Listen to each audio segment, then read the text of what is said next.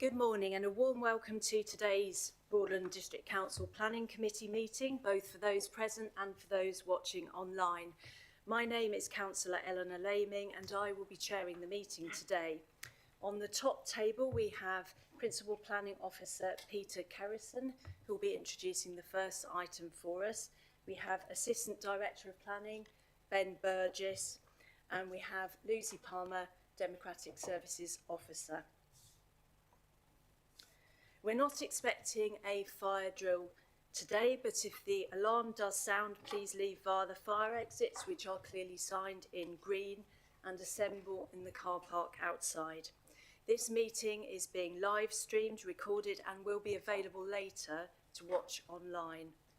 Members of the public are welcome to film proceedings as long as they are not disruptive to the conduct of the meeting. If anyone wishes to film or record this meeting, please could you identify yourselves now? Please can you ensure that all your mobile phones and electronic devices are turned to silent? Councillors, please do not use your mobile phone while the committee is in session. We will have comfort breaks as needed through the meeting. If you must use your mobile phone, then please leave the room. However, you will appreciate that this could result in not being able to vote on the matter under discussion at the time you leave the room. The order of business is set out on the agenda. This is published on our website and all members have received in advance a copy of the agenda, the presentations and any updates. Members of the public can only speak if prior arrangements have been made. In accordance with the Council's scheme of public speaking, the time allocated is 5 minutes maximum per speaker and a maximum of 15 minutes allowed per category. So if you have a number of speakers, you'll need to arrange how to allot the time between you. And only people who've been registered to speak will be able to address the committee. So the order will be as follows. First of all, the planning officer will present the application. Then public speakers will be asked to present their case, followed by questions from members of the committee to clarify something the speaker has said and not to invite the speaker to put further points across. When it's your time to speak, you will be invited to come and sit in the public speaking area, just at the front. The order of public speaking is as follows. It's parish or town councillors first, followed by objectors and then finally supporters. Council members who are not members of this committee will then be invited to speak for the allocated maximum time of 5 minutes per speaker, and this will be followed by questions, if required, from members of the committee. And again, these will only be to clarify something the speaker has said and not to invite the speaker to put further points across. And then the committee will discuss and determine the application. Finally, there is no provision for members of the public to circulate documents or photographs, etc. at the meeting. Are there any questions before I open this meeting? Okay, thank you. So we move to item number 1 on the agenda, which is declarations of interest from members of the committee. Councillor Tipple. Yeah, just a quick one. I think speaking to some other members here at the committee, I believe we all received a personal letter sent to our homes. So I don't know if you want to record that. I believe everybody got that letter, so I just want to record that. I think that was to do with application number 2. Application number 2, yes. So as far as I'm aware, all committee members have received lobbying emails, both from supporters, from the applicant, and also from people objecting to the application. Thank you. Councillor Johnson. Okay, thank you. And I need to declare an interest as well. I am predetermined on item 120220688 on Riverview House, and I will be leaving the room while it's discussed and determined by the committee. So we will have another chairman in place just for that item. Do we have any other declarations of interest from members? No? Okay, thank you. Item number 2 on the agenda. Do we have any apologies for absence? Yes, Chair, we have apologies from Councillor Karimi Kubanlu, Councillor Vincent and Councillor Hempsel, and we have Councillor Johnson as her substitute. Thank you. Item number 3 on the agenda is to confirm the minutes from the meeting of the last planning committee, which was held on the 17th of July 2024, and to consider any matters arising. Has everyone had a chance to look at those minutes? Thank you, are there any matters arising from the minutes at all? Okay, thank you. Happy to sign those off. We now come to item 4 on the agenda, which is where we consider applications for planning permission. So the first item, number 1, is the one on which I'm predetermined, so I will be leaving the room at this point.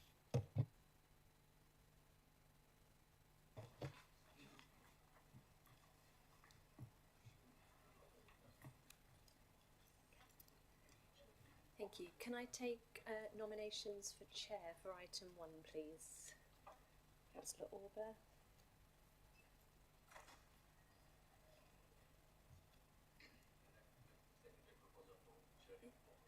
Seconder, thank you. Any other nominations? Is everyone in agreement then? Councillor Orber? Yeah. Would you like to come take the chair? Thank you.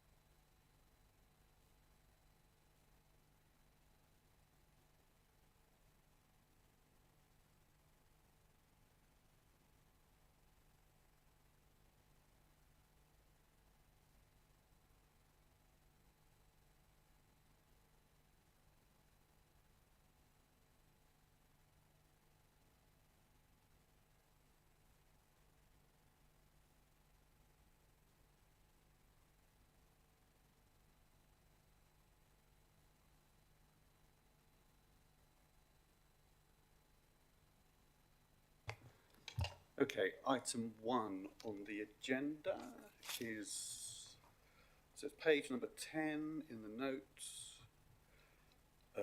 It's Brundle, Riverview House, Station Road, Brundle, planning number 2020-220688. Can we have the planning officer give his presentation, please? Thank you, Chair. So item number 1, we've got Riverview House, Station Road in Brundle. So this particular item is a proposal for 2 new dwellings as a plot subdivision on a very large plot situated off Station Road. The location is inside the development boundary, so acceptable in principle in terms of new development in this particular case. As you can see, Station Road runs down the east of the site. We've got the station at the bottom of the hill. The proposed access is on the lower half of the road. The narrowest part, if you've ever been down there, is this area here. And I'll note that there's been a number of concerns about highways through the proposal. I'll highlight these and how they've been addressed as we go through. Other key features, you've got neighbouring dwellings, one to the south, one to the east, who are probably the closest in terms of any potential impact. There's a cluster of dwellings across the other side of the road. However, you'll see in the photos I highlight there's a significant amount of vegetation in this location. The other feature of this site is it slopes very steeply down towards the southwest here. So there's an elevation change that is significant between Riverview House and the bottom of the site, and this is highlighted in some of the section drawings I'll bring up later. So moving on to the Google Earth image, as you can see, the site is well vegetated around the edge. There are tree preservation orders in place on some of these boundary trees, ensuring their protection. The centre of the site is largely clear, as a set of grass at the moment. one large tree within the site still remains down in the south. This western boundary has got a very mature hedgerow along it, which blocks a lot of views, and the site is largely concealed from the outside as it currently sits when you go past. Again, just moving out into the wider context, as you can see, it's the lower end of the village down towards the railway line. And for the context of looking at nutrient neutrality and GIRAMS items in terms of protected sites, it's just noted that the Special Area of Conservation Ramsar site is the other side of the river, so we are actually in quite close proximity in this particular case. However, that's been addressed through nutrient credits and unilateral undertaking on the part of GIRAMS, and we've received no objection from Natural England on the basis of any impact on those protected sites. So moving on to the details of the proposal in terms of the internal layout of the site. As I mentioned, the access comes off of Station Road, so this would be a brand new access. It's a sort of vegetated verge and bank along the edge of that road at the moment. This would come into the centre of the site with the two dwellings located further over to the west. Plot 1 up here to the north, and then plot 1 to the south, both have detached garages, and then there's a turning circle for the parking in the centre. There is a right of access across the site. However, it's noted that this is a civil matter. It's not a public right of way.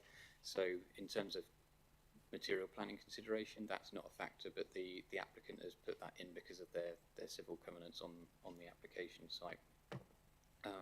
There has been raised in some of the comments concerns about other civil covenants on the site that might prevent development. However, they are also not planning considerations and therefore not considered in the application assessment.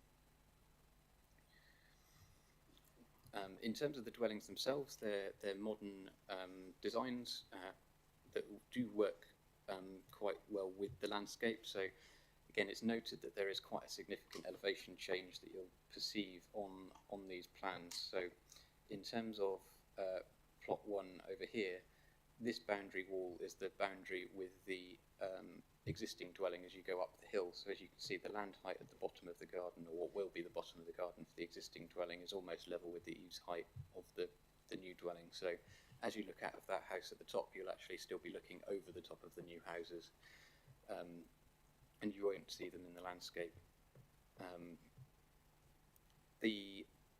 It's very much been designed with the views of the river in mind. So this front elevation here faces where the parking area and garaging is. Then the main windows, as you might expect, are the ones facing down towards the river, so you've got the views across the river valley. And then there's windows are kept to a minimum on elevations facing the neighbouring dwellings and the host dwelling further up the hill.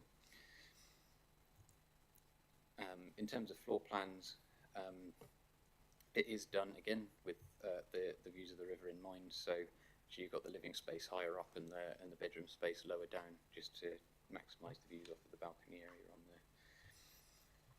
In terms of plot 2, it's a slightly smaller dwelling, again set into the ground, so you'll see the elevation drawings here. So as you come up into the level where the parking area would be, and then the site drops down, so it's much lower in the site than plot 1. Again, because it's lower than the parking area, you've got this kind of unique feature of the bridge coming in to access the dwelling because of that elevation change. And again, most of the windows to the south, with less in the directions facing any neighbouring properties, or kept to high level or to a minimum. And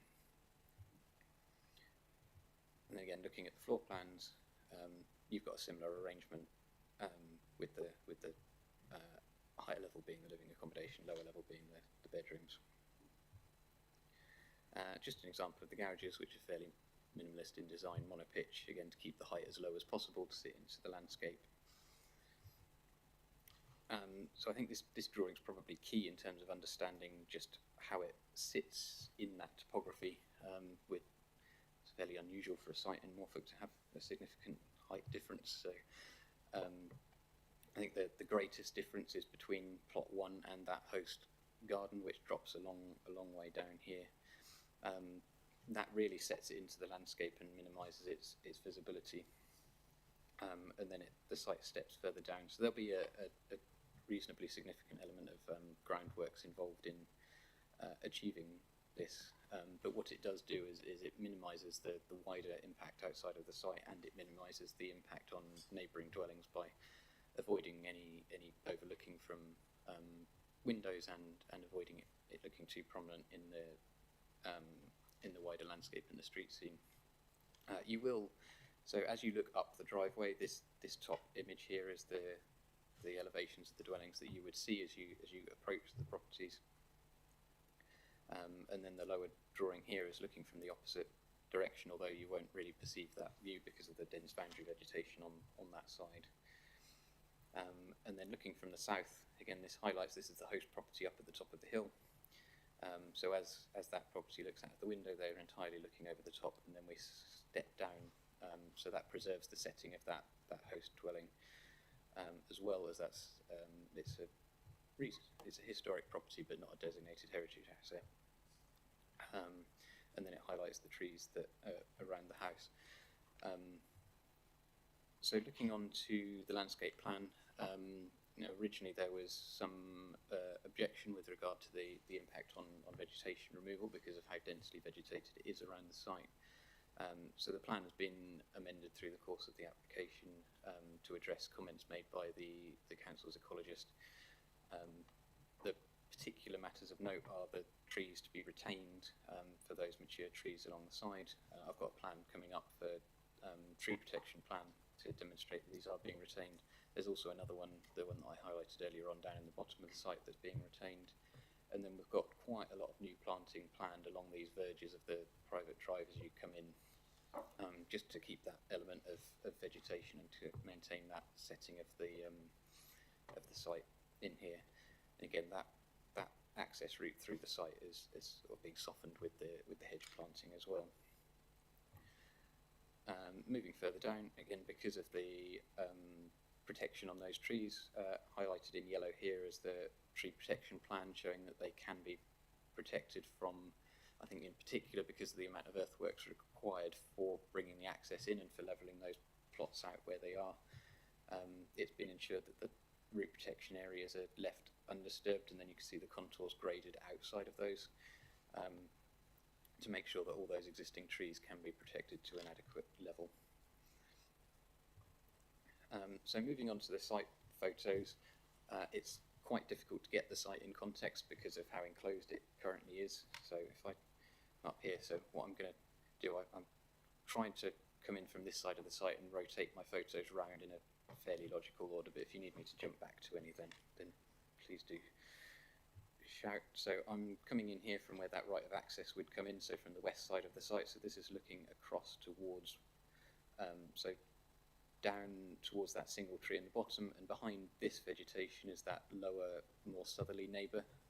Again, with such dense boundary treatment, you can't really perceive that it's there. This is then turning to look up the site towards the host dwelling.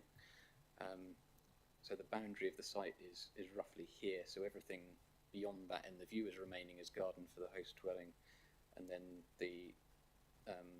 I'm standing roughly on the edge of where plot 1 would start as you look up in that direction.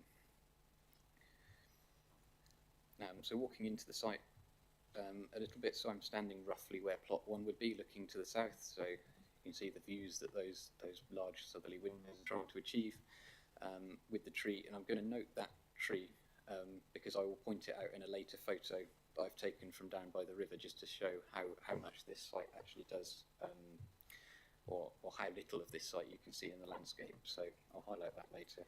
But plot 1 in here would be plot 2 would be in front of you lower down here. Plot 1 is up where I'm standing. So this is turning around to look back at that closest neighbour, and this is where that footpath would come through to.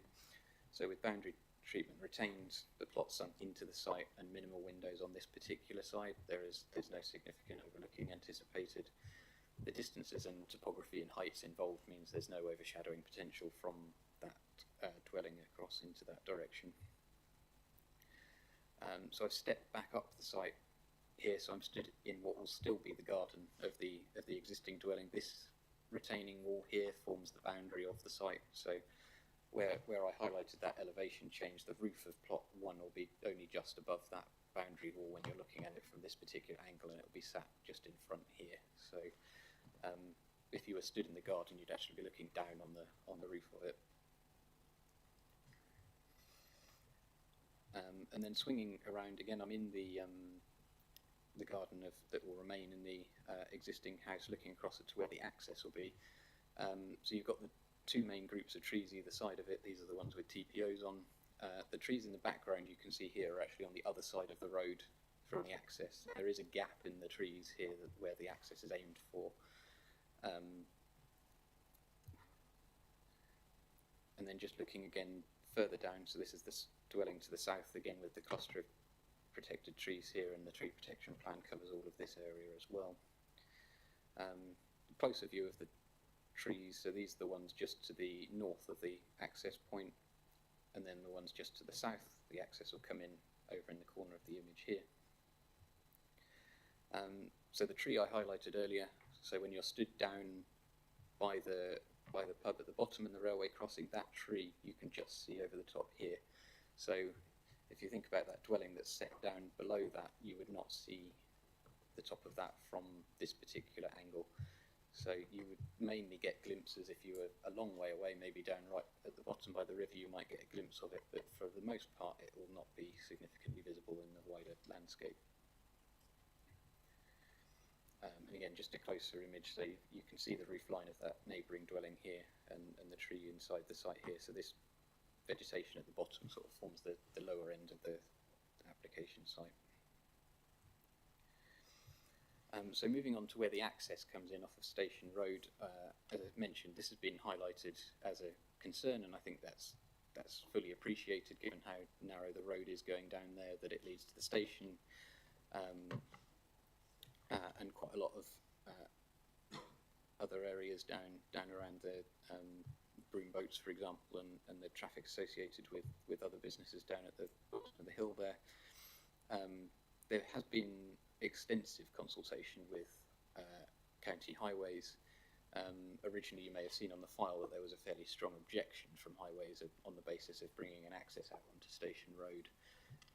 Over quite a long period of time, that was negotiated in terms of design, safety, visibility displays, and it's ended up at a point where highways are satisfied with how that access is designed in terms of safety.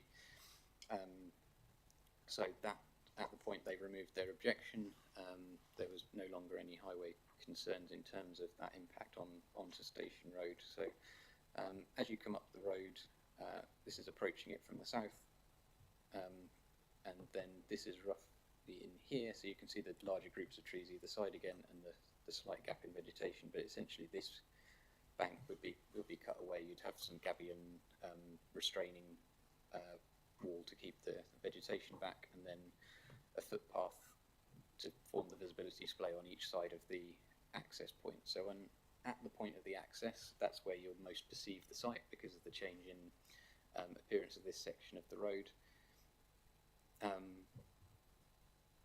I think that photo again highlights that there is quite a gap in the mature trees in this particular location, which is why it can be done without impacting on the trees with preservation orders. And then moving further up, just to get a sense of what's along there at the moment, it is noted there is no footpath on that side of the road at the moment, so that footpath each side of the display is primarily to enable the residents of the site to be able to safely come out and then cross the road onto the existing footpath on the other side. And then just looking back down towards the station from where the access would be. Again, directly opposite the access. So from this angle, you'd see the two dwellings sort of set back into the site, but from very few other areas as you're going past. So again, that last photo was almost directly opposite where you'd be looking in here, with those footpaths that would stretch some distance in each direction. So overall, the principle of development is acceptable. It's inside the development boundary. The impact on highways, as has been set out by the county highways responses and the changes to the plan, is acceptable in terms of highway safety. The design is appropriate. There is quite a large volume of conditions on the recommendation, as you will have seen, all of which are required by county highways in terms of how that access is delivered, how it's set out, the timing of it, and a requirement that I think is picked up in some of the objection comments as well about the need for a construction management plan, just because of the volume of work that's required on that busy road to deliver that. So the timing and extent of those works will be agreed through that condition with highways to ensure that the work on the access there can be done in a safe manner. Moving on to concluding the sort of site interior. In terms of landscape, because of the way it's set into the site, it's not considered to have a significant adverse impact on the wider landscape. Again, design and setting of the dwellings means it doesn't have a significant impact on neighbours in terms of amenity or overshadowing. In terms of ecology, the surveys have been done and the appropriate mitigation is in place, along with appropriate conditions to offset that, to allow the council's ecologists to conclude that there's no objection to the proposal on that basis. So overall, the recommendation is for approval with conditions. I will just quickly note there's been a couple of comments come in since I did the update sheet. So I have had another comment from the parish council who just wanted to highlight their concern about road safety, pedestrian safety along the road, and the fact that there isn't a pavement running all the way along Station Road, which is the case. The pavement on the other side does end further up, and they highlighted the narrowness at the top of Station Road, which I think I mentioned earlier in the presentation as well.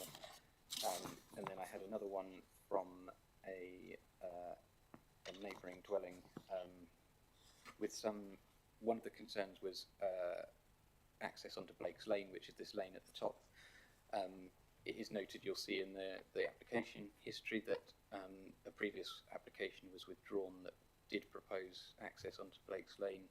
It has also been previously approved for a single dwelling accessing onto Blake's Lane, but county highways, because of the narrowness of that lane and the restricted views coming out onto the main road at the top, wouldn't allow any more than two. So that's why all access is coming off of Station Road, and there's no vehicular access, just for clarification on that comment coming in.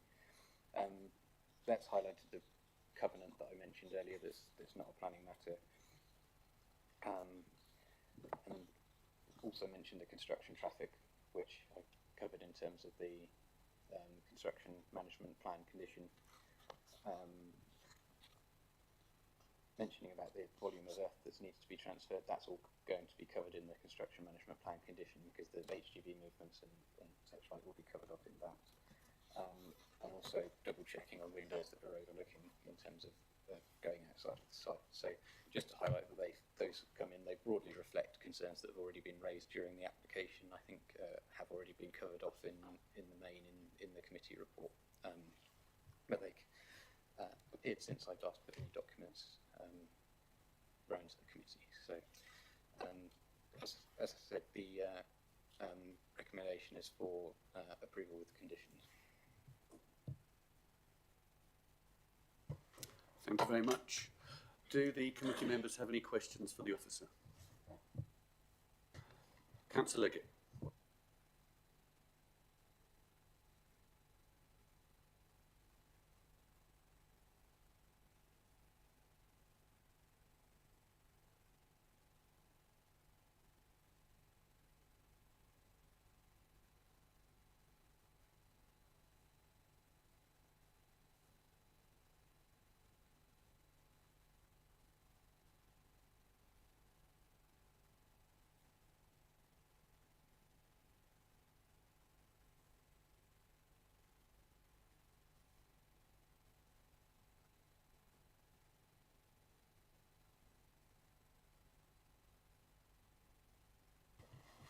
Yes. So when the access is going in, there is going to be a retaining feature along that bank for the duration of the footpath in this particular image.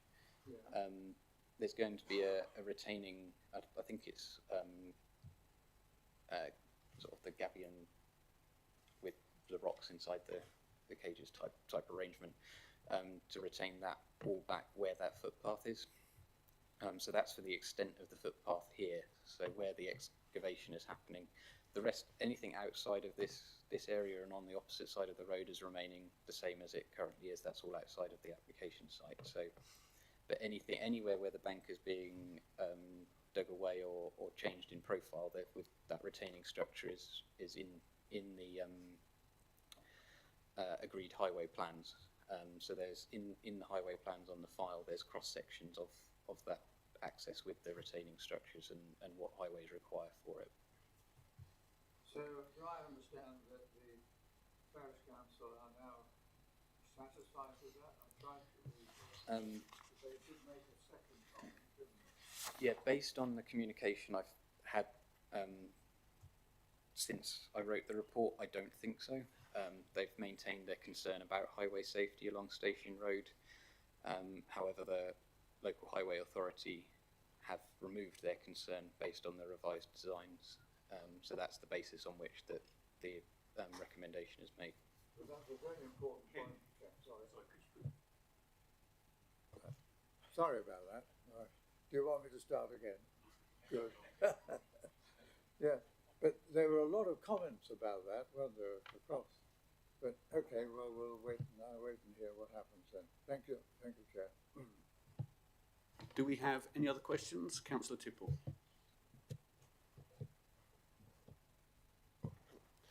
Yeah, just looking at section 532, it says that Natural England have been consulted on this specific project and the response is pending at the time, Ryan, and we reported to the committee at the meeting. Did you have that response? You mentioned it, I might have missed it, but I didn't pick it up. The response went on the update sheet, but I can update verbally as well. So Natural England came back between writing the report and last week with no objection on the basis that nutrient credits and the unilateral undertaking for gyromes have been all arranged to an adequate level to protect the protected sites, the Broads Special Area of Conservation and Ramsar sites. Thank you. Have we got any more questions? No? Well, if there are no more questions, we shall move to public speaking. I believe we have Crispin Lambert here. Would you like to come to the front, Mr. Lambert?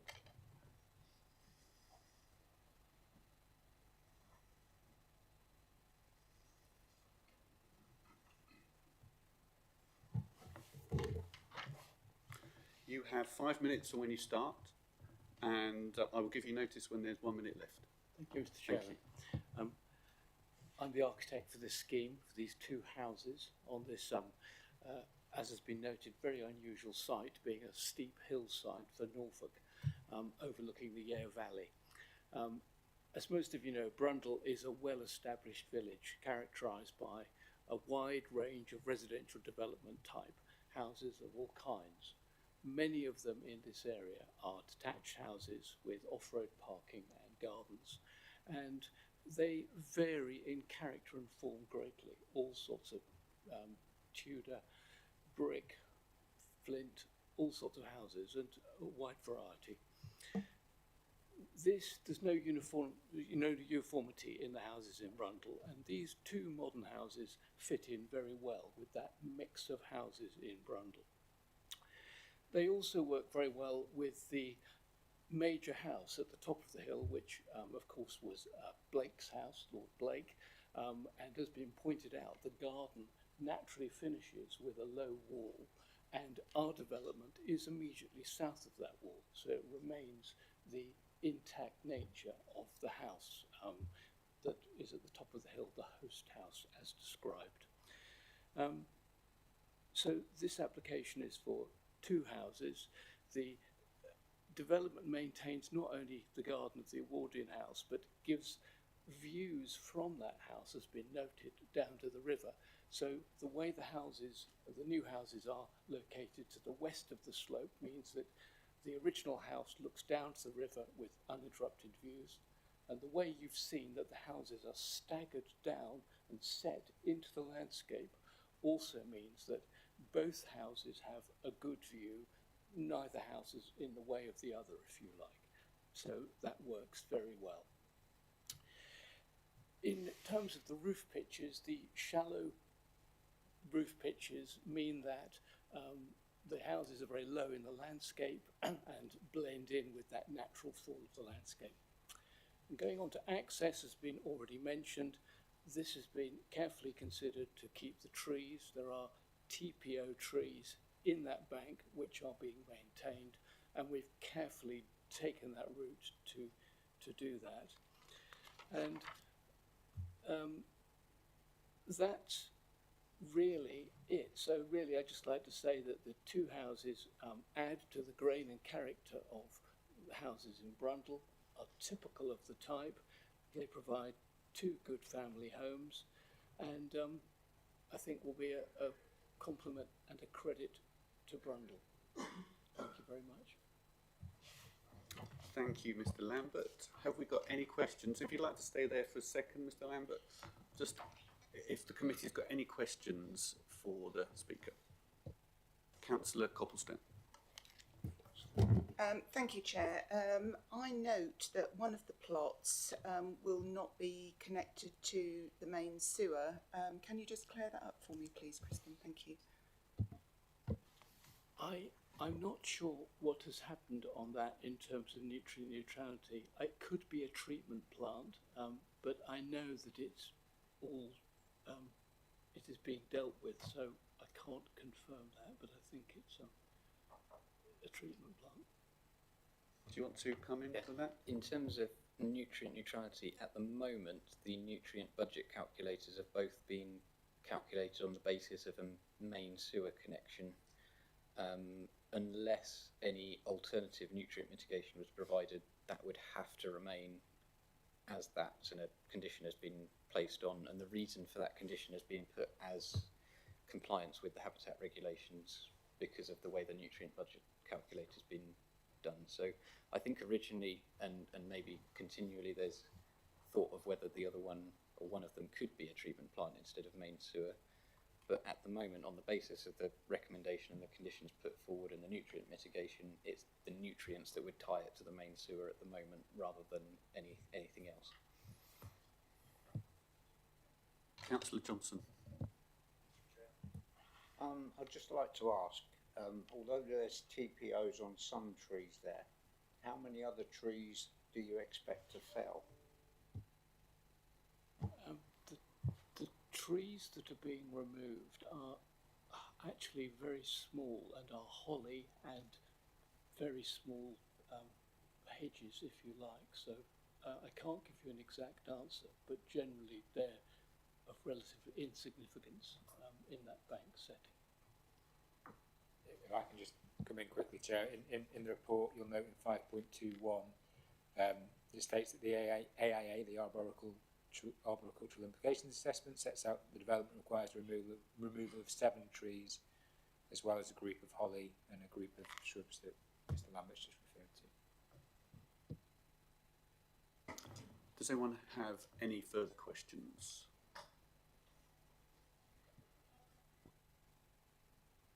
Thank you very much, Mr. Lambert. I believe we have Councillor Lammy. Just wait for her to come in.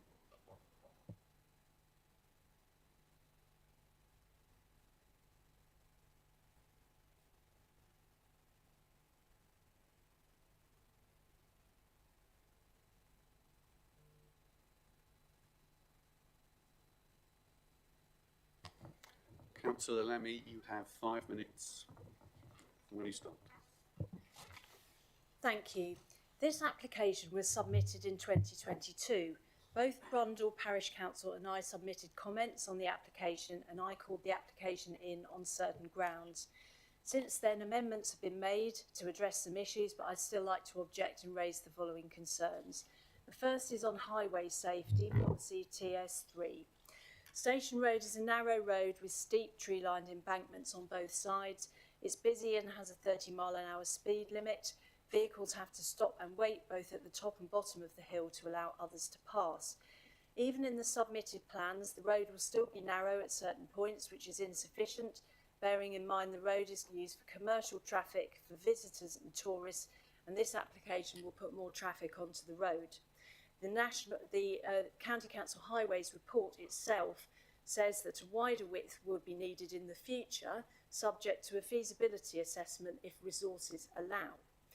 There will be provision of a new 1.5 metre wide footpath, both north and south of the proposed new driveway, but I think there will be still sections of Station Road without a footpath, although they'll be small, it seems from the plans there will be. I note in paragraph 6 of the Highway Report letter dated on the 20th of April 23, it says the proposed new footpath to Blake's Lane will ensure a safe means of pedestrian access to the village, avoiding the need to traverse Station Road. But as I understand it, Blake's Lane will still be a private lane with a lockable gate across the path at the Blake's Lane end for residents only. The plan therefore does not create a new public right-of-way, and many pedestrians will still use Station Road to access the village, and this includes people going to and leaving the White Heron pub until late at night, rail passengers at all hours, people who work on the Riverside estate, and tourists on boating holidays. There is poor lighting and visibility at night. When the rail crossing is in operation, traffic backs up on Station Road, and this development will add to the traffic. The road already carries traffic accessing the Riverside properties, the rail station, and the businesses on the river frontage, including HGVs. The initial highway report dated the 23rd of May 22 says the Station Road has restricted visibility at the junction with the street. This is not being addressed by this plan. It says that vehicles cannot pass safely at narrow points and there are no road markings for most of its length. It says the carriageway would need widening to 5.5 metres for the whole length and a 1.8 metre footway constructed to full curb height along the eastern side. This is not what is being proposed in the plan. The road will be 4.5 metres in width and the extra section of footway width will only be 1.5 metres. The earthworks needed will be significant and there will be significant tree loss. There is long-term parking provision for 6 cars in total for both dwellings, but there is also space on site for temporary parking, meaning the number of vehicle movements in and out could be at least 12 trips a day or more. My next concern is drainage and flood management. That's policy CSU 5. The landscape management plan dated the 23rd of August 23 in paragraph 1.1 notes that the site is on a rising hillside location well above the level of Station Road. So this is a housing development proposed on the ridge of the Yare River Valley, well above the river height. Future increases in heavy rainfall are likely to cause regular flooding of the River Yare, which is only 200 metres away to the southwest. Historically, there has been flooding reaching up to the lower levels on Station Road. This development could contribute to flooding on the railway line in the valley below. There is a potential for a landslip to occur if there was heavy rain over a long period. There's a steep bank from the site down to Station Road and to the rail line. Paragraph 1.17 in the plan notes this and that the soil type is lower soft formation diamicton with the soils likely to be unshrinkable and unstable. My third concern is biodiversity. Well, there will be adverse effects. These could be made neutral by mitigation, but there still will be an impact, and biodiversity is under serious threat in the UK due to habitat loss and human activity. In paragraphs 3.42 and 3.44 of the LMP, it recommends the use of herbicide treatment, glyphosates, which I don't think is acceptable. These are already being linked to health issues in animals and humans. And finally, this development's not sufficiently large enough to comply with the policy 5 in the GNLP, but it is another example of housing provision in the district which will put pressure on the village, its amenities and its road network while providing no affordable housing. Thank you.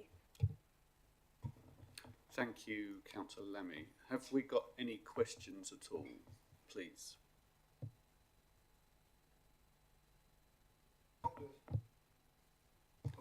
Sure. Councillor Leggett. Did I understand you to say that, in your opinion, the parish council are still not supporting this? I didn't quite understand. Yes, sorry, the parish council are not. Could come to speak here today, unfortunately.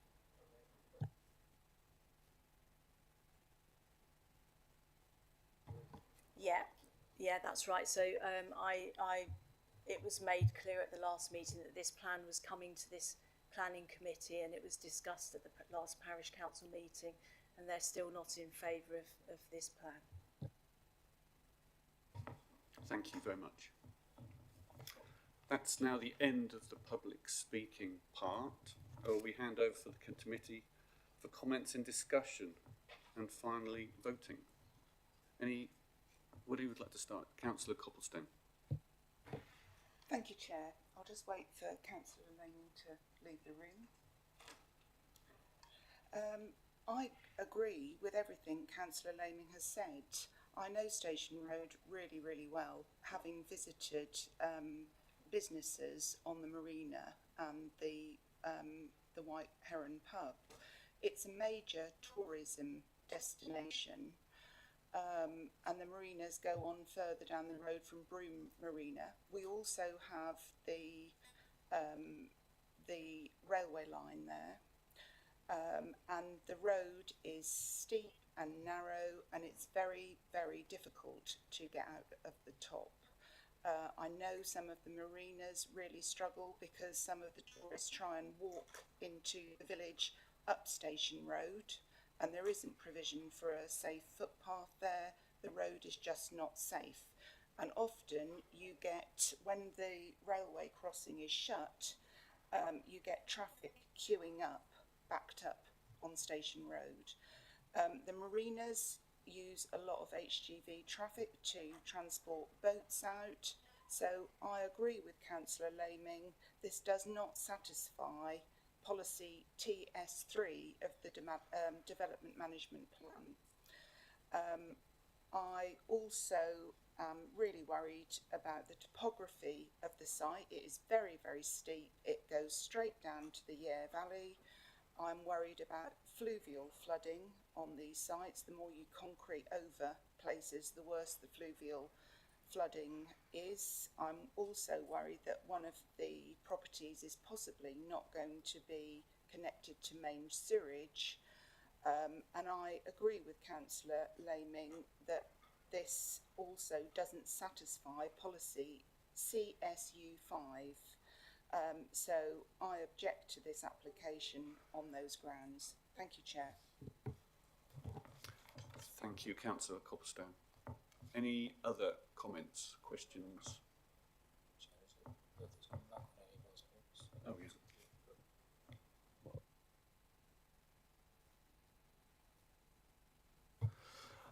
Would you like to comment on any of those points at all?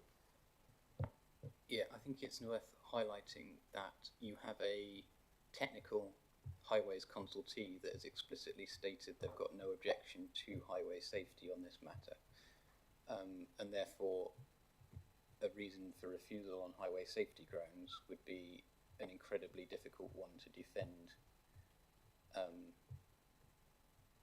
made on the basis when your technical consultee who advises us on safety grounds is not in agreement with that position. I think the other matter of clarification in terms of fluvial flooding, i.e. river flooding, this site is at least 10 metres above the height of the river at its lowest point, going higher than that, higher up. If the river Yare was to flood 10 metres, then you can say goodbye to Norwich.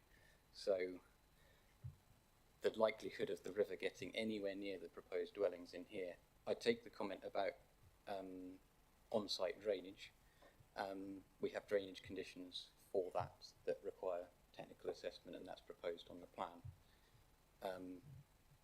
But in terms of fluvial flooding, again, we're not in the flood zone. We're not in any flood zone. It's flood zone 1. The river, under any climate change projections, is not projected to come this high up. I think it would almost be physically impossible, given the topography, for it to get this high up, given the volume of land that it would flood around the county in terms of getting to that height. So I think just careful thought on those points of concern and what technical information we have that would support any particular objection on that matter is needed. I think if I can just add to that, if that's okay, just to read out the Highways response is summarised in the application report, but also just to read out a part of it from the consultation response from the Highways Authority, which says the proposal seeks to construct 2 dwellings with vehicular access via Station Road and private means of pedestrian access to Blake's Lane. In principle, this is considered acceptable given the minor scale of development, the adequate means of access to Station Road with suitable visibility and a safe walking route to village facilities via Blake's Lane. The applicant has confirmed that the site will have access rights to Blake's Lane on foot, but in doing so does not create a new public right of way. I'm sorry, I know that both Peter and I are kind of saying the same point, but I just wanted to reinforce that we have Highways coming back to us saying there are no objections after a couple of iterations of the proposal and the improvements that they've made to the scheme, both from the access into Blake's Lane and from the improvements they've made onto Station Road. I'm not in any way, by the way, disregarding the fact that Station Road is a narrow road and that it doesn't have a footpath all the way along, but we're going on the technical consultees and their responses on this. And if we read through the Highways response, they come to that conclusion after a reasoned discussion and argument kind of almost with themselves as to whether they should be going for it or not, but they have done. If there was a way they could look to refuse this, then they definitely would have come forward and proposed to do so. Okay, thank you. I've read this quite carefully. The points raised in the document that I've looked at, biodiversity harm, highway safety has been discussed, surface water drainage, some concerns about the 5-year land supply. But I think we've had no objections from the ecologists, no objections from Natural England, no objections from the Broads Authority on the biodiversity harm. I think there's been a lot of work gone on to improve the vision displays, to reshape the embankment for a new footpath, a new street lights. So I think there's been a lot of work has gone into the access in and out of the site. We are just talking 2 houses, so I think I would totally agree with you if there were many more, if there are lots of houses there, but we are just talking 2 houses. I don't believe it's in flood zone 1, so not within a surface water flooding area, and both properties I believe are going to use the main sewerage. They've obtained nutrient neutrality credits, which is good to see. Natural England again have had no objections. So I don't really see there's any we've got much to object about, but I will put the proposal forward if no one's got any other questions. Adrian, Councillor Tipple. Thank you very much, Chair. I understand the concerns about Station Road. I've used that. I know what the access is like down there to Marina, but to me that's a road historically that probably should have been widened years ago to support the businesses down there anyhow. And I think that needs to be done, but I think stopping the development of these 2 houses, I really struggle to see, bear in mind what the Highways team have said, how that really 2 houses is not going to add significantly to the traffic that already used quite heavily for the businesses heading down towards the river. So on that grounds, I'd support this application as well. Okay, thank you, Councillor Tipple. Councillor Liggett. I fully understand what's been said, but I still am concerned that I listened carefully to Councillor Lamming and Councillor Connellstone. You see, there's a problem there, as it is, as I understand from both parties, and as I said, I visited and I can see it. And I just am very concerned that if we are ignoring what has been said, and I rather understand, I'm just a bit disappointed the Parish Council are not here, but as I understood it, the Parish Council are not satisfied and are still objecting to this strongly. And it isn't just because of these two houses, is it? Or at least that's how I understand it. I may have got wrong. I would find it very difficult to support this based on the background and what has been said by Councillor Lowing and Cobblestone. Sure, yes. Just to come in very quickly, just to say, and members were over the same way, but we need to consider what's in front of us in terms of the application. We can't look to improve a situation that isn't relevant, that isn't specific to the application scheme that's in front of us. So what's been proposed in terms of the highways improvements is being considered by the Highways Authority to be necessary and relevant to the development. We can't look to widen the rest of the road or improve any of those things that might be an issue already. We can only do what's relevant to the application in front of us. So you're saying if it was appealed, it would be lost? I can never say that. I think that's what you're saying. All I can say is that if we went into an application, an appeal situation where we had, I'm not putting words in anyone's mouth here, but we had a refusal based on highways, and let's use that as an example. Yeah, we had the technical consultee saying the application was acceptable. That would be hugely difficult to defend.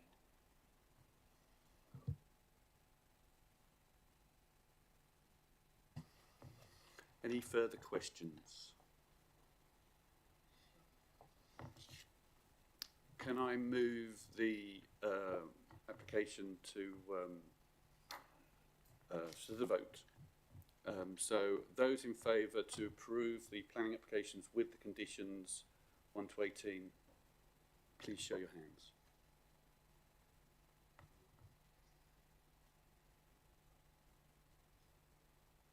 Oh, sorry. Forgot voting as well. That's fine, Chair. Thank you. And those against? That's 3, Chair, so that's been carried. Okay, thank you very much.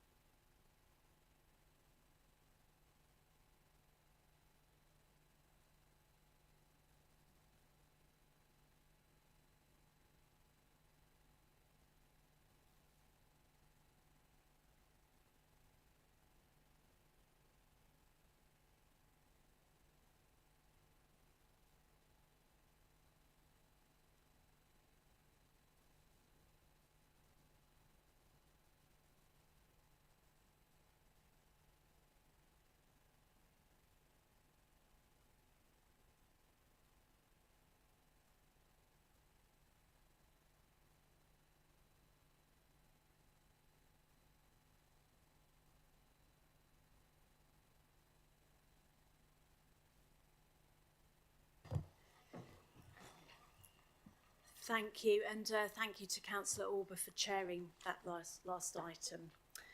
We now move to item number 2 on the agenda under the planning applications. So that's planning reference number 2023/2395. It is for land northeast of Reefham Road in the parish of Horsford. And it's on page number 25 of the agenda, and I invite Principal Planning Officer Richard Smith to present on this application. Thank you, Chair. So this is an application for a temporary ground-mounted solar voltaic, that's PV farm, along with continued agricultural use, ancillary infrastructure, security fencing, landscaping provision, ecological enhancements and associated works at land northeast of Reefham Road, Horsford. I've got one update today, just in terms of the report pack, and a further one just towards the conclusion, which I will highlight at that point. At para 5.41 of the report, we'd suggested a metal green paladin fence to the boundary, details of which would be secured at condition 16. Following some correspondence late yesterday afternoon, the applicants would like to deploy a more simple post and wire fence with CCTV as security. This is not objected to in principle, and we can still control those details under condition 16.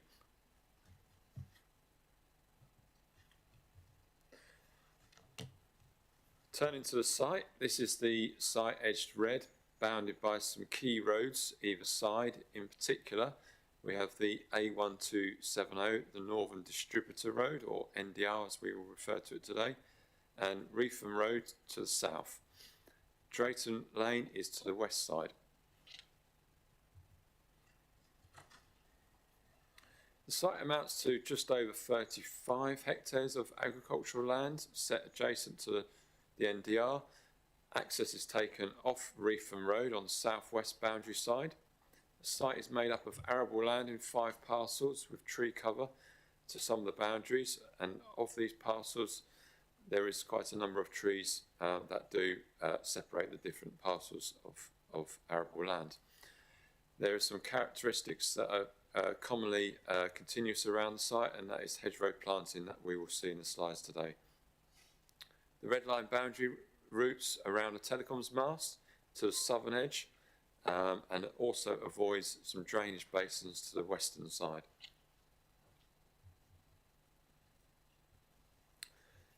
This is the site relative to its location to the northwest of Norwich and northeast of Drayton and to the south of Horsford.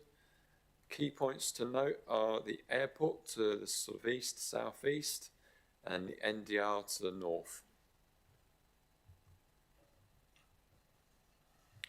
You hear from an objector today, the current tenant farmer of the land, which is used to grow potatoes, which are then prepared and packaged at sites circulated in yellow, as shown here off Brewery Lane. This potato business has been assisted through grant funding to help provide irrigation to the land following the development of the NDR, and also in start-up costs associated with the establishment and development of the base unit at Brewery Lane itself. This slide shows the arrangement of the solar panels across the site in between existing tree and hedgerow cover. Their position and extent has been informed by both arboricultural constraints and the completion of a detailed glint and glare study. This proposal would help to deliver central government's climate change policy and drive to net zero for 2050, namely that any emissions would be balanced by schemes to offset an equivalent amount of greenhouse gases from the atmosphere, such as planting of trees or using technology like carbon capture and storage. In this regard, it's noted that the Council has also declared a climate emergency on 23rd of July 2023. The application has considered a raft of national energy related guidance as set out in the report, including the National Policy Statement EN3 and the written ministerial statement of May 24 on the issue of solar and protecting our food security and best and most versatile land use.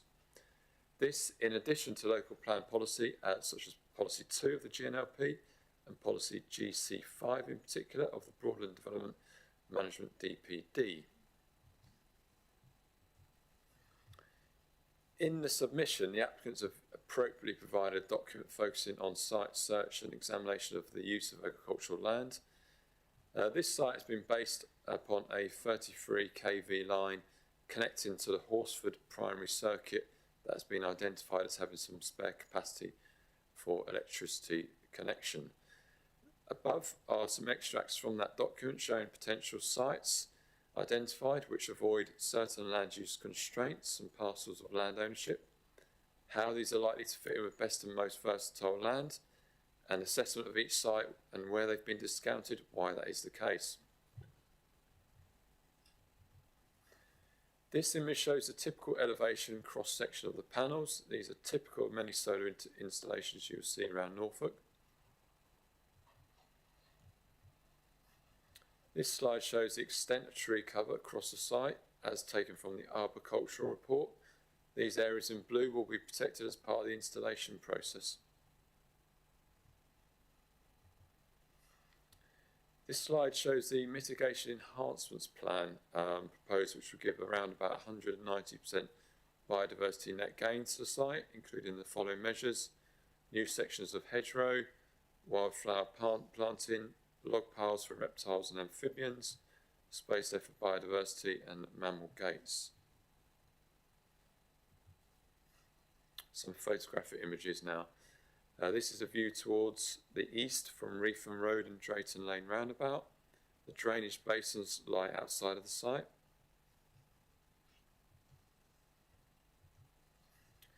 This is the view towards the southeast from the NDR at the Brewery Lane, Drayton Lane junction. The solar farm will be generally screened here by the NDR embankments that have been created. Moving to the south side of the development, this is the view towards Reefham Road, and that's adjacent to the junction with Hall Lane. You can see the telecoms mast there as well. This is the view now from Holly Lane, looking towards the southwest, and the site is there beyond the hedgerow. Further to the northeast now, this is the view again from the NDR towards the southwest this time. The site again would be screened from view from the NDR embankments.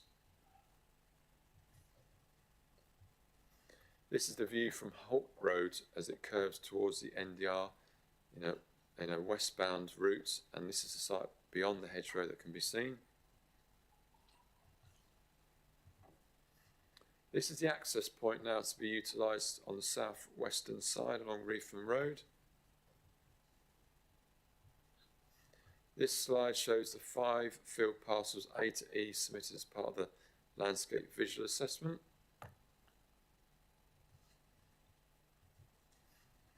And this slide shows the nearest listed buildings, which are to the north by 725 metres and to the southwest by 1 kilometre. No harm has been identified to these particular heritage assets.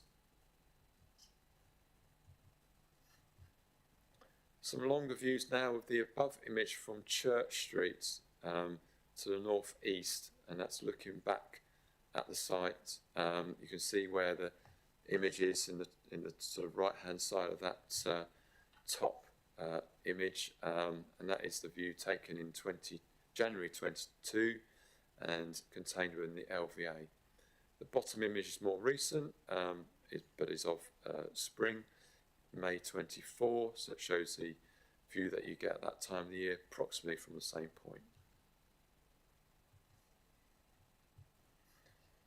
Again, a winter and a spring image, this longer view now from the west side, from School Road at the residential edge of Fort Marriott, looking east. These are the views again in January 22 and April 24, top and bottom respectively.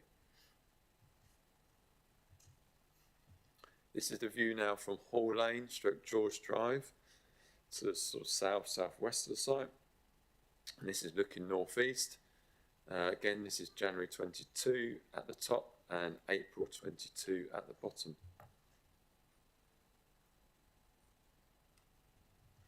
Sorry, it should be April 24 at the bottom. So in conclusion, Chair, the proposal would provide a source of renewable energy, enough expected to provide over 8,500 homes and businesses locally. This is a welcome and noteworthy offer in respect to Policy GC5 and Policy 2 of the GNLP, GC5 of the DPD. It is accepted there is some loss of grade 3 agricultural land, and this would result in order to facilitate the development of the consideration here has been taken in this respect of the government's written ministerial statement in May 24 this year on solar and protecting our food security and best and most versatile land. In this respect, it's considered that the proposal amounts to a loss of such land at less than 30 hectares, and that while some impact to profit and viability would be apparent to the existing farm tenant of the potato business, which currently utilises the land, the proposal would not necessarily mean that that business could not continue to operate in utilising other arable lands, albeit potentially within a wider catchment area. The loss of the best and most versatile land is in theory temporary, but again, however, that is over a period of 40 years. The applicant is offering that the solar farm would jointly allow the grazing of sheep on the site, which, although would be expected to have limitations in efficient operation, does provide a certain continuation of agricultural provision. just in a different form. For these reasons, the use of agricultural land for solar farm has been considered on balance acceptable. Consideration has been given to impacts that develop on ecology, trees, aviation safety and highway safety and the heritage assets. These have been considered to be successfully dealt with through the submission of various documentation and together with some mitigation enhancement measures proposed. Overall, taking into account the guidance of Policy GC5 and the DMDPD and the Policy 2 of the GNLP, the solar farms could constitute an appropriate form of renewable energy in the countryside where impacts can be made acceptable. The recommendation is on balance to approve subject to provision of conditions as listed. Lastly, in respect of the conditions and as a final point of update, as I mentioned, the recommendation would be based on combining conditions 10 and 16 and 11 and 18 together, as there is some noted duplication, and that will be obviously undertaken as part of the final decision notice. Thank you, Chair. Thank you very much for the presentation. Do any committee members have questions for the officer? Councillor Alba.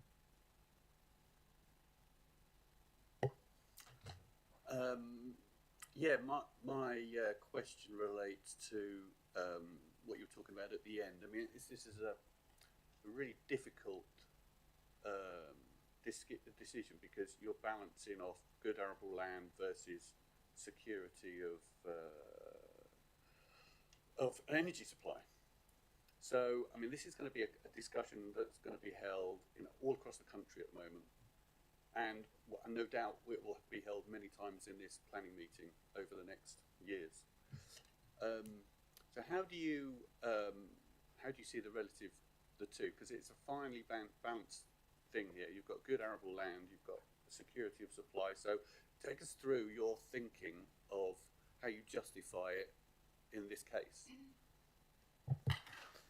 Yeah, it's a very, very good question. I think it's fair to say probably in my 22 years of development management work, this is probably one of the very finer balanced cases I've come across. It's a tricky one. But I think what we have assessed is that when we look at the guidance, it talks about significant loss of best and most versatile land. What we would say is this is under 30 hectares. So it's not quite as large as some of the decisions that we're seeing that are progressing nationally and are generally in recent months, generally more than often being approved. And I think what we would say is here, the other key consideration is that the land, 74% of it is grade 3A.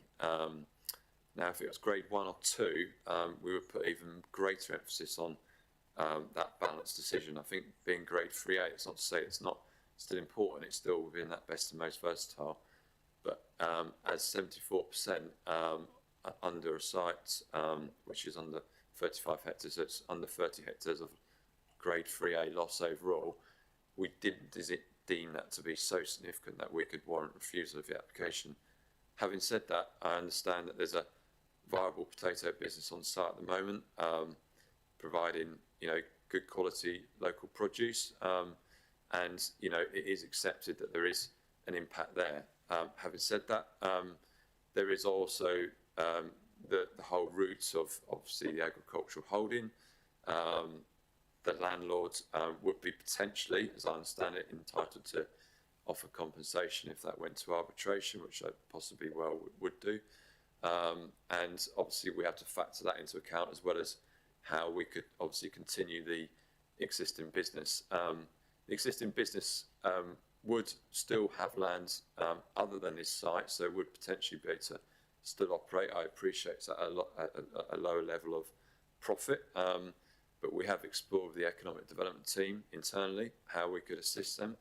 The economic development team has said that they potentially could offer grant assistance to look at their business plan and how they could maybe look at alternative ways of developing that business. For instance, scaling up the packaging and the processing part, and how they could maybe incorporate other potato incoming potato crops from other farmers and try to scale up that side of the business. I think in discussions with the farmer, that's not something they particularly are keen to sort of explore at this point. They are proud of their business, I understand, in terms of how it delivers local food and the food miles associated with that. So that's not something that they would particularly encourage at the moment, but that's not to say that that couldn't be still developed. And as I explained to them yesterday, that if this was to go to appeal, for instance, and this was allowed at appeal, we would still look to offer that assistance, you know, from the different team within the council. So I think all those considerations have come into play.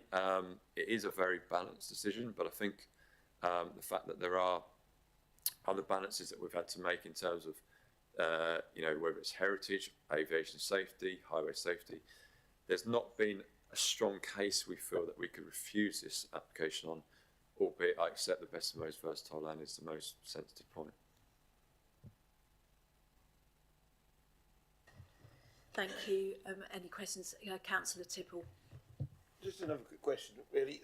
She mentioned about they received grant funding when the NDR was built. So the scale up of this business with the packaging plant and all this stuff and the irrigation, that's happened post NDR. So was the grant a result of having the NDR built then? Was that a condition or part of that structure? Yeah, so my understanding is, I'll be corrected if anyone wants to correct me wrong, but there was a £60,000 grant for irrigation works that followed the NDR, the incorporation of the NDR. Obviously, that had an impact on the farm, and that irrigation was put in as part of that. Then there was also a separate grant of £104,000 that the council helped to contribute to, along with some EU funding, to help develop the potato business at Brewery Lane, the actual packaging process inside. So yes, there has been some grant money that's gone into the overall business land, and you know, we have sort of factored that into our account. So you know, there is that to consider. Councillor Leggett, I think, did you want to? Thank you, Chair. As Paul has said, it is very, very finely balanced because we have got the need with climate change and energy against food production. It is difficult, but I think that you did say that, I think you said that it will be arranged so that sheep will be grazing. Did I understand that correctly? Yes, they have shown in one of the slides in the, you can, if I just go to the enhancements plan, there is an area that you can see just, I don't know if my cursor's shown yet, there we are. There is an area that would be set aside where some sheep can graze. Obviously there is certain limitations in efficiency around that in terms of how the solar panels are positioned and how many sheep you can obviously relatively expect to graze, but the applicants can certainly talk about that further, but there is that offer. You see, condition 19 says restoration of land following cessation of use. Not that I should be around in 42 years, but it is interesting. And of course, there's no guarantee that that will be restored, but there might be a lot more development nearer there. Well, thank you for just clarifying those points. But it is very balanced. But I think on the whole, I've got to accept we've got to go ahead, I think. Councillor Johnson. Thank you, Chair. Just looking at the site and knowing that area, how far are we away from the emergency crash landing for the airport? I wouldn't be able to tell you that exact technical detail. What I could tell you is that we went through quite an exhaustive process with Norwich Airport. There was some iterations of the Clinton Glare study that largely flowed from their advice, and that altered the position of the panels and indeed removed some panels.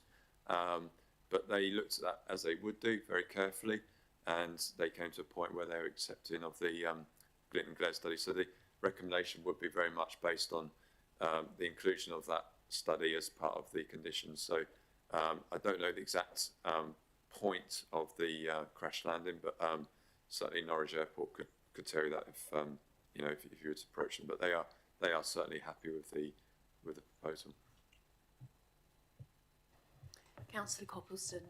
Thank you, Chair. Richard, is all the land that will be used for the solar farm irrigated? Does the farmer have any other irrigated land on the other side of the NDR at all that he could use, please? It is a very difficult balance, this one, and I'm very conflicted on this matter. Thank you. As far as I understand, this land is all irrigated. I don't know about his wider land, but he will be able to no doubt clarify that. Thank you. Have we any other questions for the officer? Okay, thank you. So we now move on to public speaking. I'd like to invite Mr. Waller Barrett to come and speak.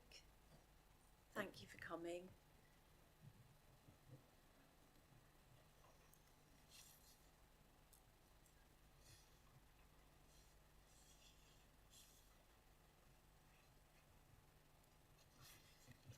Thank you for attending the meeting. If you could introduce yourself when you begin, that would be helpful. And you have 5 minutes from when you start, and we'll give you notice when you've got 1 minute left. Thank you. Hello, I'm Carl Waller-Barrett, one of the tenant farmers of Glebe Farm. We hope you received the email that we sent through just to give you a bit more of an understanding of our situation. We've been farming on Glebe Farm for 68 years. My grandfather, my dad, who's here with us, and myself have all been here within that 68 years. And basically, we rely on this land, especially with the poor, the situation now with agriculture, the fact that it's harder and harder to make a viable business out of cereals and stuff like that, which is why we branched away to try and do more of the potato side of things. And that, since we started that up 2 years ago, has grown and grown and grown, and we now supply more than 50 different outlets, restaurants, pubs, fish and chip shops, schools, places like that. And all this has been able to be done due to the fact of the irrigation on this land. As you are probably well aware, we haven't had a lot of rain recently, and being as this is 3A land anyway, which is classed as not really, shouldn't be taken out of food production, other areas of 3A land, grade 2 land, even grade 1 land, if it doesn't rain, you don't get any crop, you don't get any food. We can make it rain. We lost 35 acres to the NDR when that was first put through, and that was a hard enough pill to swallow. So to lose this as well, we don't know what we're going to do.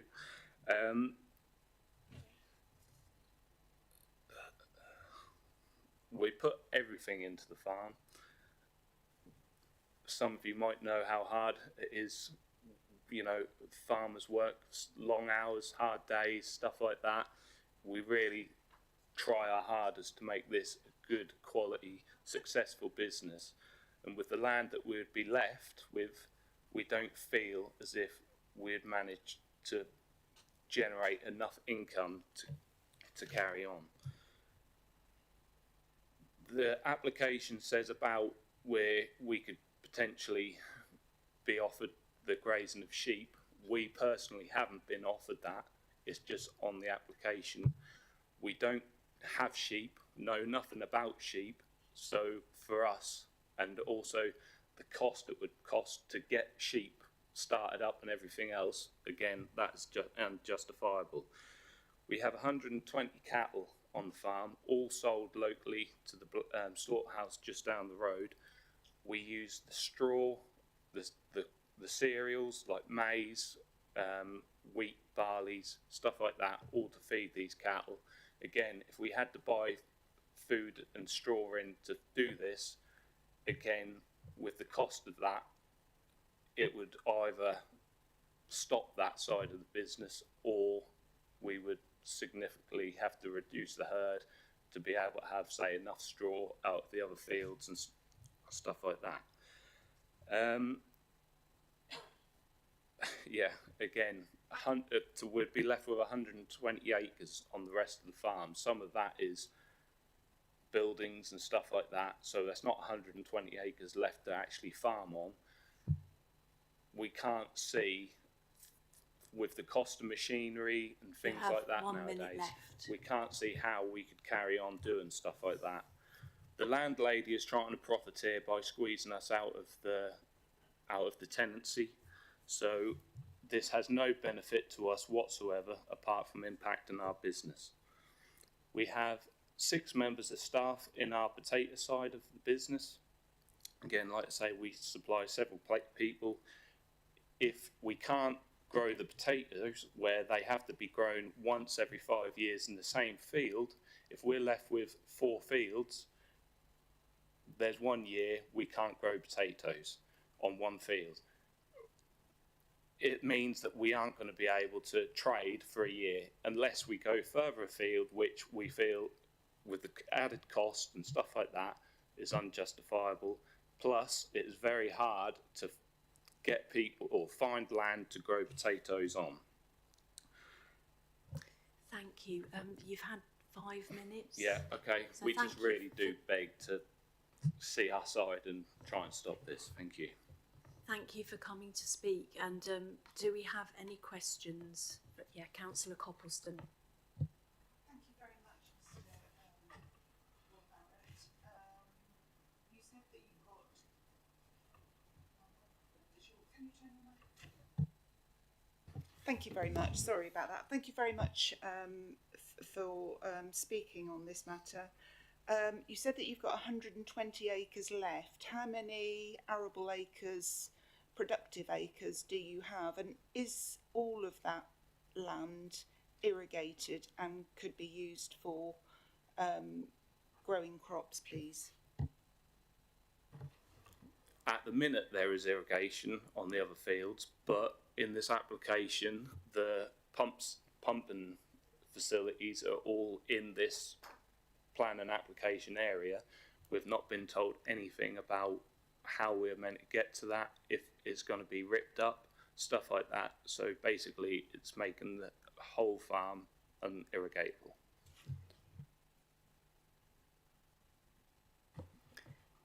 Councillor Orber.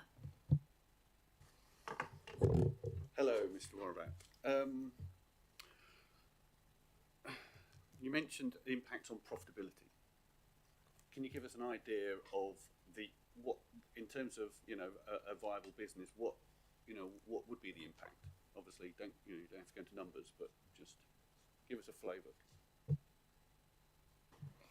As we're going to be left with less than half the farm, the fact of the no irrigation, our crops could be, well, without the irrigation, our crops could be halved if it was a dry time. And, it's hard to put a number on it, but our potato business, we're more than doubled the profitability of our potato sales from what we grow. And yeah, if that at the minute, with the cost of cereals and stuff like that, is propping the business up, because in actual farming, as I'm sure you've seen on things like Clarkson's farms and stuff like that, it's very hard to even break even at the minute in farming, let alone make a good profit to cover, 6 other wages plus me and my father, 8 wages. The money isn't there basically, so it'd be very hard to carry on. Plus, then the cattle business, it's very hard to buy, say, straw in and stuff like that, where at the minute it's free to us because it is part of the crops that we're growing there. So all of our business is being affected not just part of it.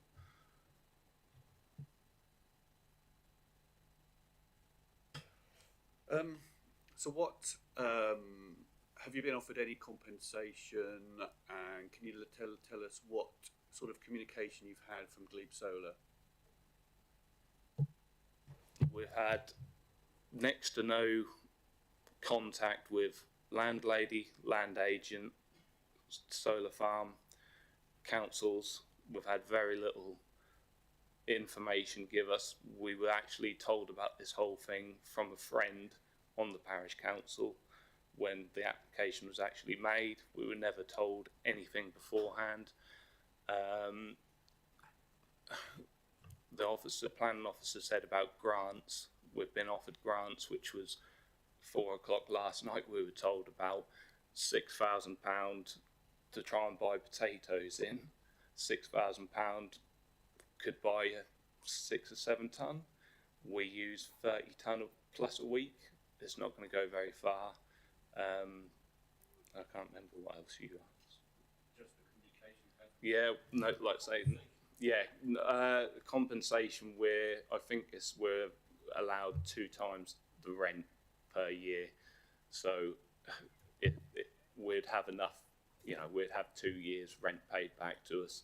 That would be it. So minimal.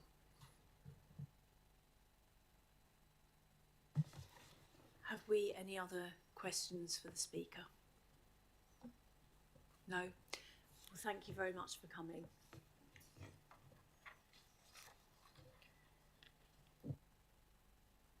I'd like to invite, we have Robert Shaw, Mark Kelly and Jamie Seaman down here to speak. I don't know how you're going to arrange it, but you have 15 minutes in total for you all.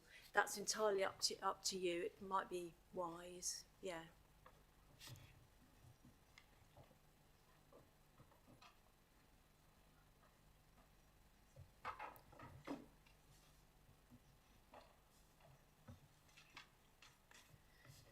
Thank you. So when you start to speak, if you could introduce yourselves, and as I said, you have 15 minutes between you in total, so we'll set it for 15, or yeah, we'll do 15 minutes. Thank you. Good morning. My name is Rob Shaw. I'm the planning lead for the applicant Pathfinder Clean Energy. I'm a chartered town planner with many years' experience of solar farm applications, and I'm proud to be bringing forward this proposal. The benefits of solar are unmistakable, and national and local policy, planning policy are clear that the planning authority should be supporting solar applications. Substantial weight should be given to the benefits, according to policy, of this development. And our application has demonstrated how all significant impacts have been minimised through design and mitigation. And we'll hear more from the land agent on some of the points we've just been discussing in a moment. Last year, this council declared a climate and biodiversity emergency, highlighting the importance of climate change and what it should play in our decision making. Glebe Solar will provide reliable, sustainable and affordable energy for use in the local area, and this committee has a track record of approving similar schemes by this applicant. We truly believe in the significant benefits this proposal will bring locally and welcome your officer's support for approval. Solar has a huge role to play in creating an affordable energy system. Solar energy is now one of the cheapest forms of power, and our solar farm will make a crucial contribution to powering the equivalent of 8,500 homes, generating renewable energy to meet the growing demand of the area as our local economy, as the economy electrifies. It will deliver a huge biodiversity benefit to support nature recovery. We'll be introducing new meadows, gapping existing hedgerows, adding for native species, planting new trees, and additionally we'll be providing wildlife gates, wood piles for reptiles, amphibians, and leaving space generally for nature to take its course. Glebe Solar Farm not only meets but exceeds the requirements of ensuring the natural environment is protected and enhanced. The location of Glebe Solar has been carefully chosen as we saw from the officer. It's justified in our site search, and we don't shy away from the fact that a proportion of this land is grade 3A, as well as some lower grade 3B land. However, we do have to emphasise that we've avoided in our study area grades 1 and grade 2 land, and the proposals do allow for continued agriculture, as sheep can graze alongside solar across the entire site. The temporary removal of the land from intensive farming, it won't be lost, it will be temporarily removed from intensive farming, and that will improve the soil quality to provide long-term benefits to farming. The proximity to an existing underground 33 kilovolt line connecting the Horsford primary circuit has available capacity, and that makes this location ideal. We conducted a thorough site search, considering various factors, including flood risk, heritage, agricultural land quality, and the conclusion of that was clear. Within the search area, this is the only site that was suitable and available for a solar farm. The landscape in the area has undergone significant change recently. We've seen the distributor road and the wider growth around Norwich. The landscape officer considers the solar farm will bring benefits to the currently degraded landscape. And this site in itself is very well contained, with very few people able to see it. Extensive work has been carried out for this application. It's resulted in no objections from specialist consultees or the airport, and very few objections from the wider public. We've worked closely with officers and consultees and sought to engage with the local community to understand concerns. And we seek to design our projects with input from the community. So in summary, this is a very well located and designed project. As a clean technology producing no pollution, our solar farm will be delivered alongside agriculture while helping to reverse local species decline. And government research shows the biggest risk to our food security is climate change. Your officers agree that it complies with planning policies, and the years of work that have gone into this proposal have resulted in an application we're proud to bring forward. So we welcome the officers' support and encourage you to approve this in line with their recommendation. And I'll pass on to my colleague, Mark. Thank you, Rob. My name is Mark Kelly, and I'm a director at PACE, who are the developer bringing forward Glebe Solar. If consented this morning, my PACE colleagues and I will be responsible for constructing and operating the site. PACE is a UK-based company dedicated to developing clean energy projects that contribute to a sustainable future. We are a team of 13 and have been working on the proposal since early 2022. Our mission is to deliver high-quality projects that not only generate renewable energy, but also integrate seamlessly into the local environment and community. With a portfolio of projects spanning the UK, our team has a proven track record of delivering projects such as Glebe. Recent examples include solar sites in Hertfordshire, Bedford and Suffolk.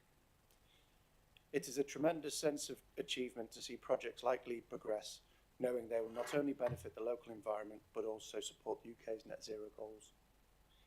Glebe Solar is an exciting and ambitious project that showcases our dedication to sustainability and innovation. This includes the implementation of innovative measures to mitigate the impact of glint and glare on operations at Norwich Airport, who are closely consulted throughout the process. This project has the potential to generate affordable, clean, renewable electricity for the equivalent of approximately 8,500 homes in Broadland, which represents about 14% of the district's home energy use, a substantial contribution to local energy security and a significant step towards reducing reliance on fossil fuels. Glebe is located on a meticulously chosen site that has undergone thorough assessment to confirm its suitability. Transitioning this land to solar energy production will significantly improve soil health and reduce runoff, contributing positively to the local ecosystem. One of the benefits of this project is its contribution to the local economy. The construction and maintenance of the solar farm will create jobs and provide opportunities for local businesses. Additionally, in the long run, development of renewables will bring down everyone's energy bills. PACE is steadfast in its commitment to being a good neighbour throughout the lifetime of our projects. We build positive relationships with every community that we've become part of through our work. If granted planning permission, Glebe Solar has a community benefit fund of £54,000. This fund is designed to support both Horsford and Drayton Parish Councils deliver environmental benefits to their communities. The commitments we make to support the local communities we join are tailored to each site and are based on 4 principles: the location and extent of the project, the local landscape and environment, the project's interaction with neighbouring residences and businesses, and the needs of the wider community. Specifically for Glebe, Horsford Parish Council would receive £3,600 annually, while Drayton Parish Council would receive £1,800 annually. We will work with the local community on the development of the project and welcome the opportunity to discuss the proposed community benefit fund with the parish councils. Our business model is one of long-term operation, retaining control of our projects. Each of our schemes comes with a commitment to removing the equipment at the end of its life, restoring the area to its previous state, and in many cases improving the quality of the land. At Glebe, the additional landscaping that we would implement will remain in place, providing a long-term benefit beyond the life of the scheme. We remain here to listen, respond and collaborate with local communities to deliver the benefits of Glebe. Rob has, I respectfully request that you approve this scheme in line with the officer's approval. Thank you for your time and consideration. Thank you. Good morning. My name is Jamie Seaman and I'm a partner at Brown & Co Property and Business Consultants. I'm here today on behalf of the Horsford Estate, who I have advised for the last 7 years and who own the land that Glebe Solar is proposed on. The current custodian inherited the farm in 2012 from their family and who owned the estate for multiple generations. Everyone here today is aware of the pressing challenge of climate change, which brings more intense rainfall, unpredictable weather patterns and coastal erosion that threatens communities in Broadland and beyond. This situation will worsen unless we act, and renewable energy is a large step in the right direction. In Broadland there are 61,447 homes, and as you have heard this morning, Glebe Solar will generate enough electricity to power the equivalent of 8,550 homes. This equates to about 40% of the district's power demand. Considering the project only takes up 35.52 hectares, which is a mere 0.064% of Broadland's total area of 55,240 hectares, the benefits far outweigh the minimum change in land use. I speak on behalf of Horsford Estate that responding to the climate emergency and reducing carbon emissions is central to our business plan, as it is central to the ambitions of this council. Glebe Solar aligns perfectly with this goal. I know we have heard arguments regarding food security and the quality of the land. It is our view that food security and energy security do not need to be seen at odds, and it is untruthful to present them in this way. Recent global events have underscored the importance of energy independence. Producing more power domestically through solar farms reduces our reliance on imports, stabilises energy prices and supports the UK economy. This site would employ up to 20 people in construction and 4 full-time employees for the management when operational. In addition to the big picture, the Horsford Estate has a long history of environmental stewardship and caring for the land in the broader locality, participating in the higher level stewardship agreements for many years. Glebe is another step in the estate's ongoing commitment to nature recovery and supporting habitats. Reports have shown a 190% increase in overall habitat biodiversity on the site.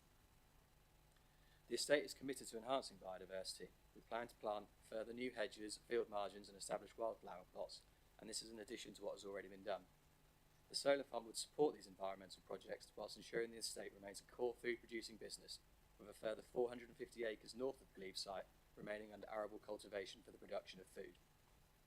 We also have plans to continue agricultural activities around the solar panels. Glebe Solar will support sheep grazing, which promotes livestock diversity and integrates regenerative farming practices. The land designated for the solar farm is susceptible to drought, only being viable with the application of water via artificial irrigation. It is also worth noting that the fertility of part of the site has been damaged by the construction of the Northern Distributor Road. By reducing the area under cultivation, we can alleviate pressure on groundwater resources, helping to rebalance the local hydrological system. The Horsford Estate appreciates that the approval of solar at Glebe would have an impact on the tenant farmer currently in occupation of the land. However, on balance, it feels that the wider economic, renewable energy, biodiversity and community benefits outweigh this impact.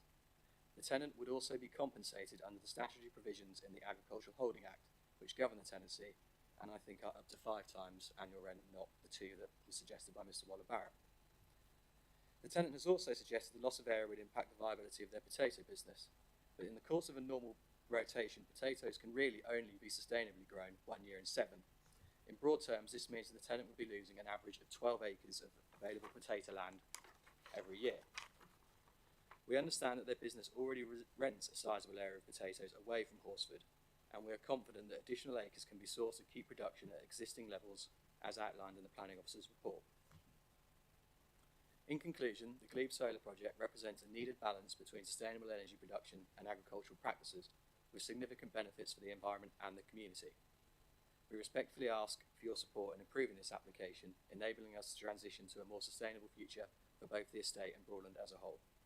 Thank you for your time and consideration, and we are happy to take any questions. Thank you very much to you all for coming to speak. Do we have any questions? Councillor Tipple. Yeah, just got a couple of questions, really, for Pace and for the landowners. So Pace mentioned lots of community funds and money going to other organisations. Has any of that been considered to go towards compensating the tenant farmer who'll have to relocate or move his business? And also, the second question, somewhat related to the landowner, what level of compensation and discussions have you had with the tenant farmer to compensate him for what is, what I can say is a viable business that has received significant grant funding from local government in recent times?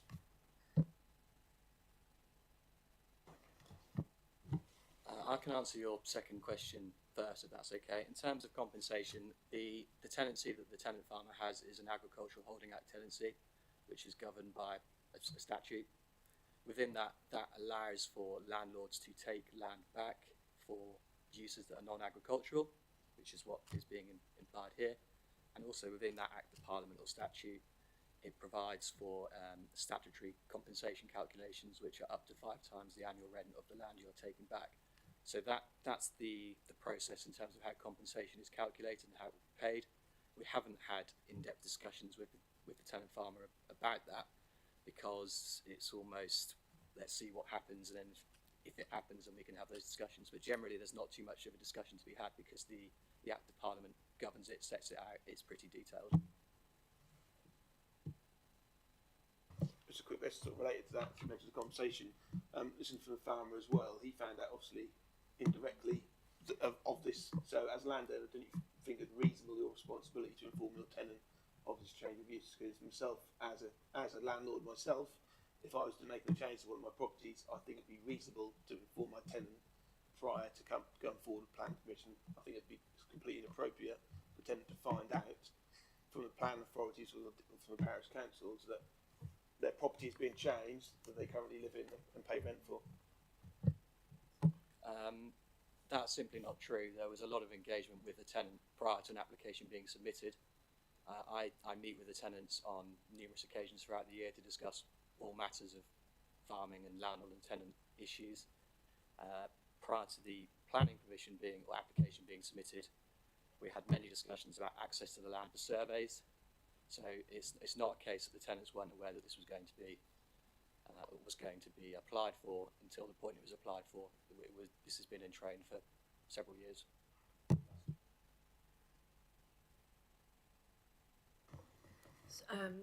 Councillor Copleston. Thank you, Jamie. I am slightly concerned about the tenant farmers 120 acres on the other side of the NDR. He obviously relies on an irrigation system that is based where you are going to put your solar farm. Has there been any discussion with the tenant farmer? Because he said he doesn't know what will happen with his irrigation system. Obviously some of that was paid for with public money, so I want to know whether he can maintain his irrigation supply, please. Thank you. Yep, the licence is in the tenant's name. I acknowledge that the abstraction point is within the solar area, but there will be discussions to be had to try and ensure that the land that remains with the tenant will still be irrigable. So, yep, that's a perfectly acceptable question.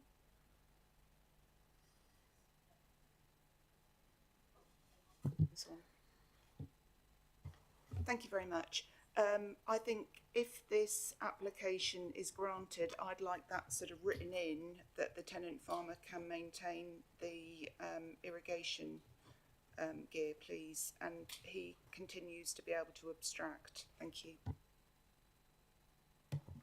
Could I just ask the officer, is that possible from a planning perspective?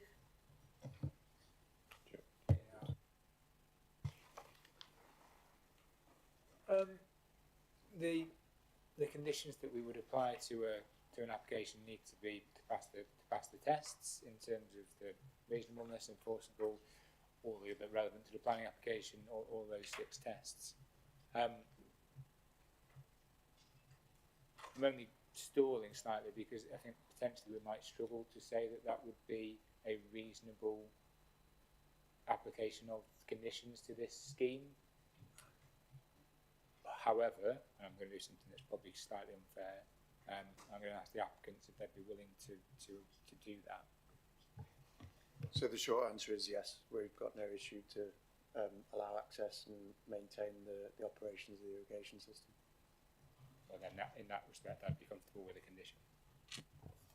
And just coming back on that, will the tenant farmer, will that be chargeable? Will the agent confirm that will not be chargeable and that the tenant farmer can have use of his irrigation equipment as he always has? Thank you. Yeah, as I said, the abstraction licence is in the name of the tenant, so it's their right to abstract the water, so no, that's not going to be chargeable in any sense of the word. Councillor Orber. Thank you, Chair. So this is a question to Pace. You talk about 8,500 homes being powered.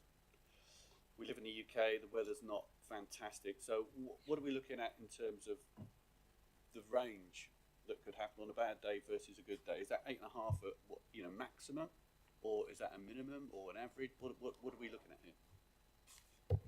So the method of working out the yield from a particular project is based on very specific locational data. So we use weather data, radiation data to predict what the generation will be. So that includes rainy days, cloudy days, sunny days. It's done on a probability factor. So on the, it's a probability factor on which the funding for the project is provided. So it's kind of a methodology that's signed off by banks and lenders that says that a project of this size will produce this volume of energy. And that's what we've used to base the on an average typical household use as the 8,500 homes. What probability factor have you assumed then for the 8.5? So it'll be based on at least 50% of the time it will produce at least this. So the chances are it will be much more. Can I ask a few? I have a few questions. So can you just run me through then, when you're looking at a site for a solar farm, what things are you considering? So our site search is based on a series of factors, and this is set out in the site search document, but it starts, as you might imagine, with places on the grid where there is capacity to connect a project, because without that there's no project. They're relatively limited, just due to the nature of how our energy system, where it's come from and where it's evolving to with renewables. We then identify a reasonable area of search for sites around that point of connection, and that's driven on site-specific criteria, project-specific criteria, such as how much it costs to connect to the grid, whether there are physical or other constraints within an area. And then within that study area, we will then start to identify, we'll knock out areas that have, say, landscape or ecological constraints, and we'll then we'll look then to see whether there's any brownfield sites. In this case there weren't, and then we'll move on to agricultural land grade. There is no policy that says we can't build on agricultural land, solar, or even best and most versatile land, but it encourages us to avoid the highest grade land. So we've knocked out, well, we didn't knock out because there's no grade 1 agricultural land within our study area. There is grade 2, so we discounted those.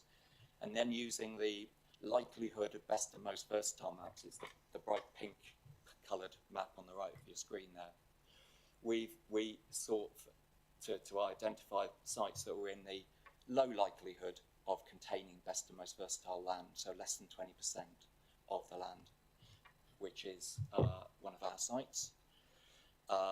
We then assessed each site, the areas bound in blue, against a reasonable set of criteria. So most of those had constraints such as high risk of flooding, adjacent to settlements, close to listed buildings, or in some cases directly underneath the Norwich Airport flight path.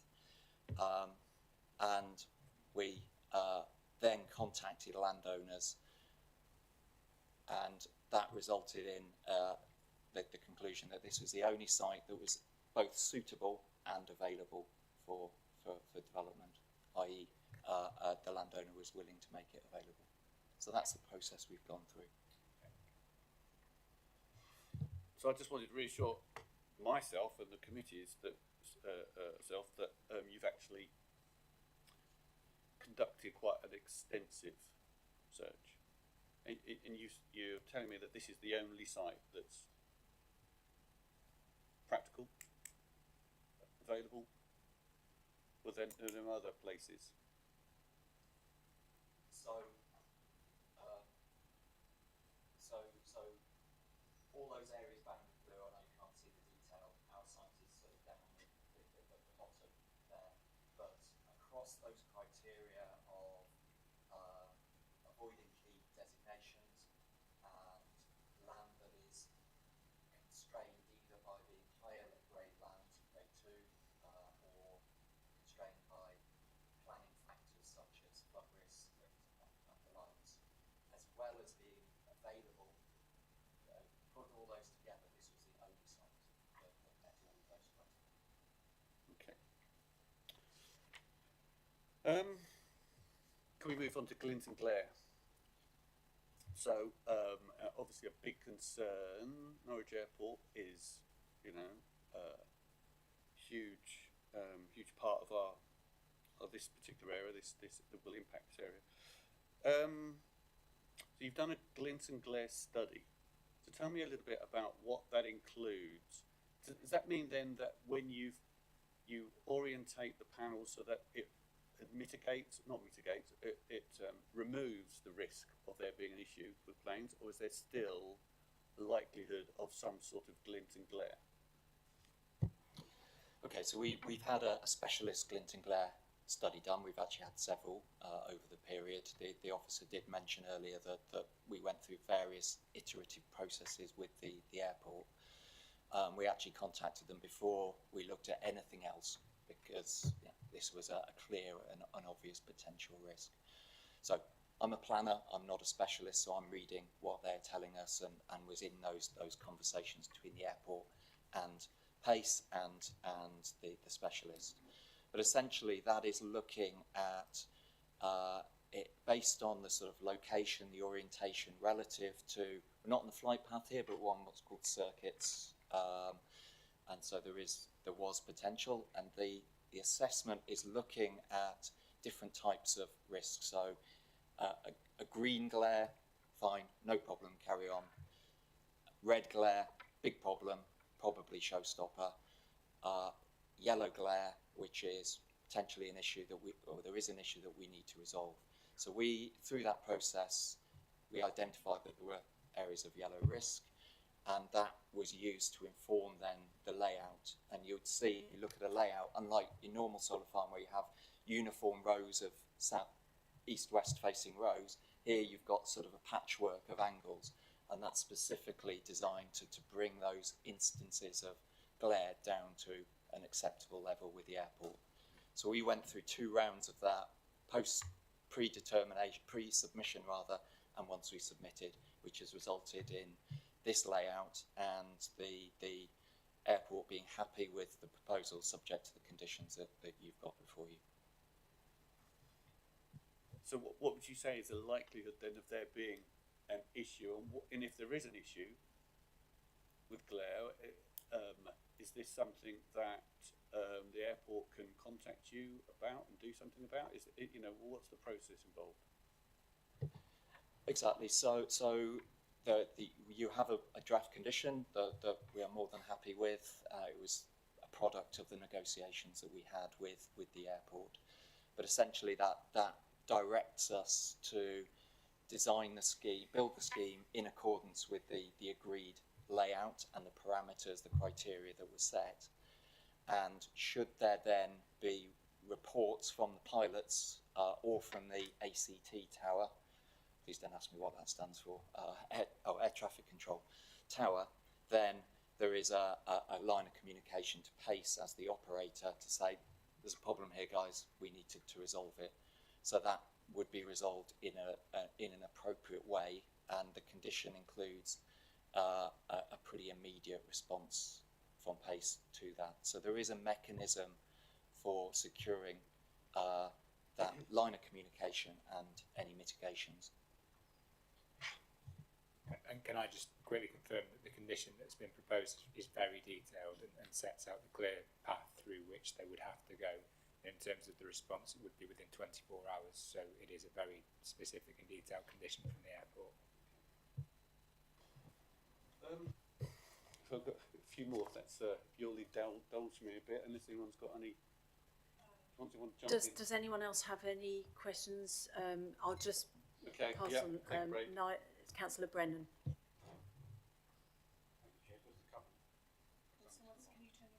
Oh, sorry. Thank you, Paul. Yeah, just a couple of questions. The first one is not strictly anything to do with the planning issues. I see the applicant is Mr. Richard, can't quite see it, but anyway, Third Revolution Projects. We've now been informed that the land actually belongs to Horsford Estates. So what is the connection between Horsford Estates, Third Revolution Projects, and PACE, who I understand are the developers of the actual, or deliverers of the actual solar farm? So I'm from Third Revolution. We are the planning agents. So we're the consultants that work for PACE, who are the developer, and then we have the landowner, which is the Horsford Estates. So the applicant, the developer, and the operator of this will be PACE. Thank you. And the second question, so once you've identified a site that you feel is the only one available, you then approach the landowner, and presumably you make an offer to them for the use of that land, and the inference I draw from it is that you are in a position to pay more to Horsford Estates than they can currently achieve from a tenant farmer. Would that be correct? So the process generally is the developers identify locations that have grid capacity, as was explained earlier on, and then they tend to write out to landowners asking if they'd be interested in hosting a scheme, and then yes, you go through a period of commercial negotiations and agree terms, and then the developer takes on the planning application, and eventually if they gain permission they take a lease, and that's how the process plays out. Yeah, thank you. I'm not sure that quite answers the question the way I'd hoped. Forgive me if this sounds a little rude, but it's not intentionally so. But basically it comes down to PACE having deeper pockets than a tenant farmer. Would that be correct? I'm not really at liberty to discuss the commercial arrangements between PACE and the landlord, so I'll have to decline to answer that, if that's okay, please. And I think I'm just going to step in slightly briefly. We're to consider planning merits of the application, not any contracts or monetary elements that might be involved in it. We need to consider what's in front of us from a planning perspective. And if we were to take a little bit further, then the National Planning Policy Framework does allow for, well, in fact, it encourages diversification of agricultural land holdings, of which, yes, there's a tenanted farmer, but also the estate is an agricultural land holding. Yeah, sorry, can I come back, Chair? Yeah, I thank you, Ben. I understand what you're saying. But what concerns me is that we've got a situation here where we've got potentially 8 employees running a reasonably successful business who are going to be put out of business if this is granted approval. And on the other side of the problem I have is that, to be fair, I can't see that we've got any relevant planning grounds. And I suspect that if we tried to turn it down on the basis of loss of income and business, that wouldn't be sufficient to appeal, and we'd lose it. So we're in a really very cleft stick position. That we're trying to protect the local business, which has been very successful, and as been pointed out, has been given grant money by the council in the past against a commercial operation which will only be there for 42 years gone, and then we don't know what's going to happen to the land after that, although most of us probably won't be around then anyway to worry about it.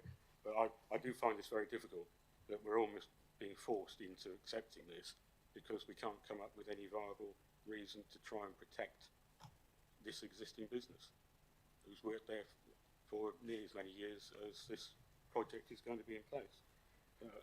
Unless anybody can give me any help and guidance on what we could possibly do, I fear we're going to lose this altogether.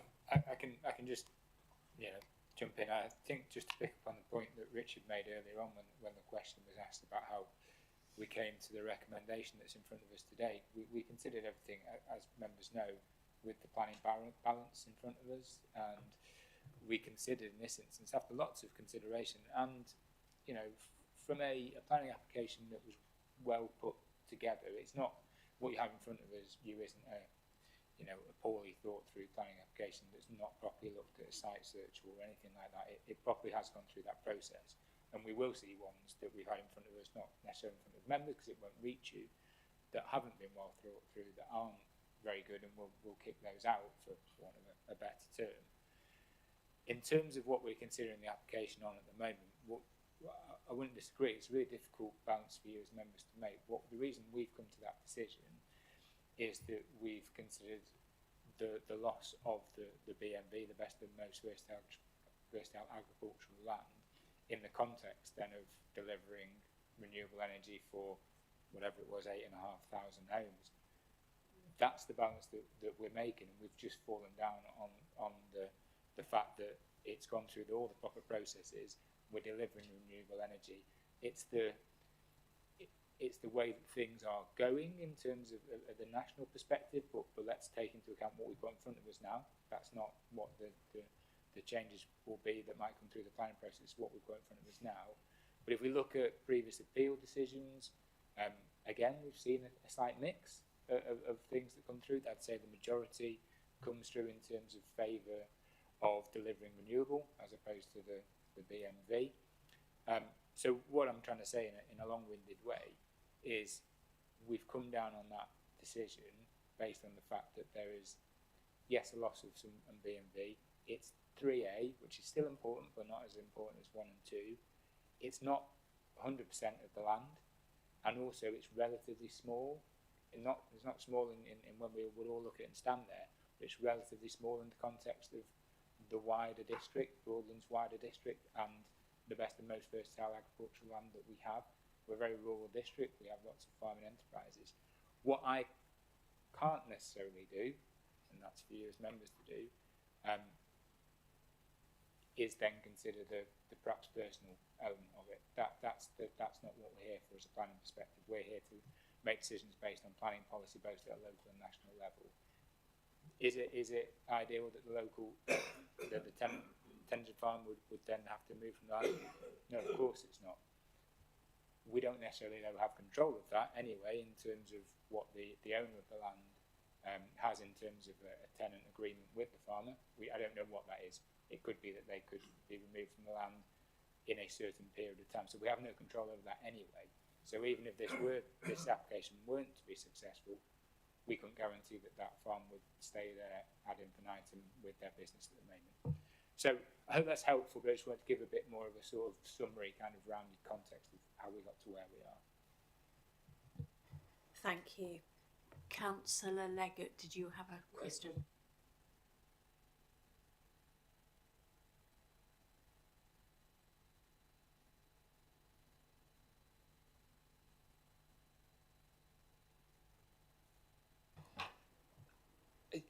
yes, in the sense that the solar panels, because they're raised up on small stakes, and the relatively small areas of equipment take up very, very little space. So the entire space will be available for sheep. They won't be fenced into particular areas.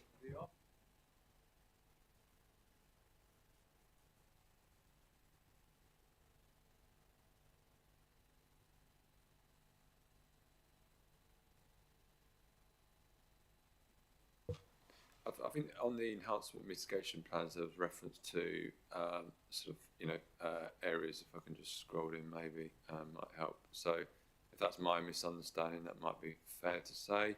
But it basically says an area here, yeah, which let me just scroll up a bit more. Lands to be used for a mix of sheep grazing and wildflower meadow is probably my misunderstanding of what the box means. But yes, if it's over the whole site, then all the better. So we accept it's for the whole site? If that's what the applicants are confirming. Yeah, if the applicants are confirming that, then yes. Yes. Right.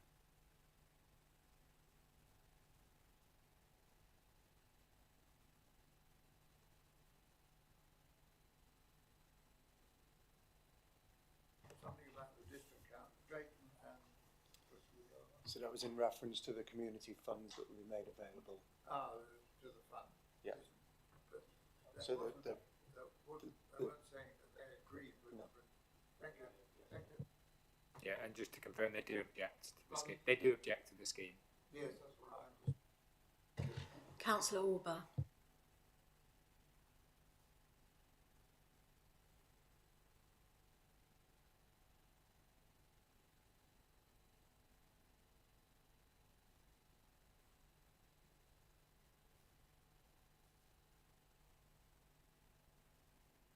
Councillor Orber, could you turn your microphone on? Thank you. Sorry, I keep forgetting that.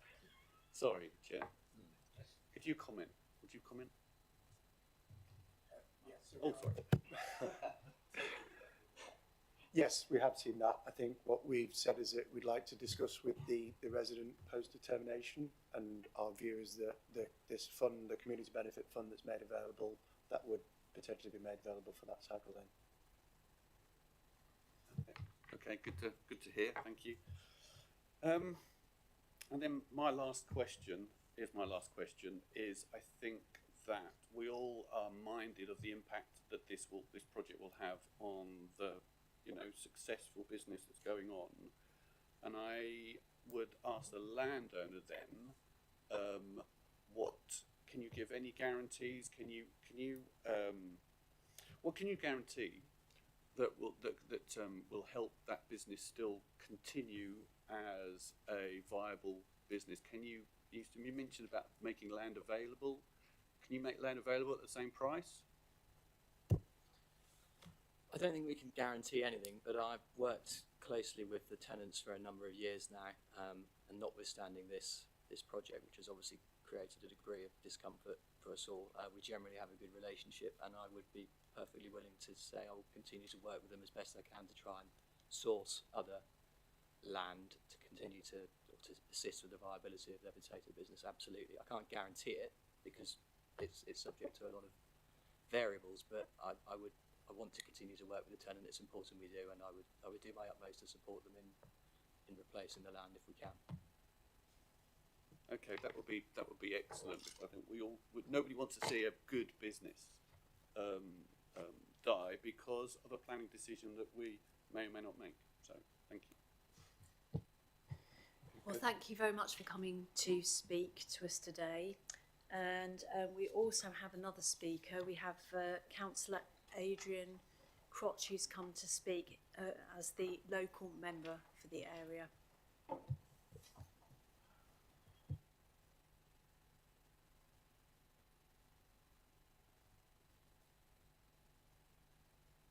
Councillor Crotch, you have 5 minutes to speak, and we'll give you notice when you have 1 minute left. Cool, Chair, thank you, and thank you for the opportunity to speak on the application today, which I do so as the ward member for Drayton North.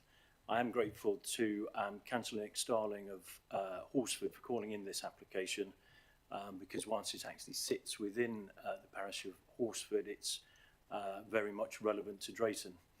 I'd like to speak against the application today, which I note states this is a temporary position. However, it's likely to be for something like 42 years. I gently suggest that 42 years is not a temporary period. And in respect of the loss of the land, I think the NPPF refers to the intrinsic character and beauty of the countryside. And this development would change the countryside here. And if it is going to be for 42 years, that is for a considerable time. One of my first reservations about the application was the potential for glint and glare, which could disrupt flights coming into and out of Norwich Airport. And this would be a major safety issue.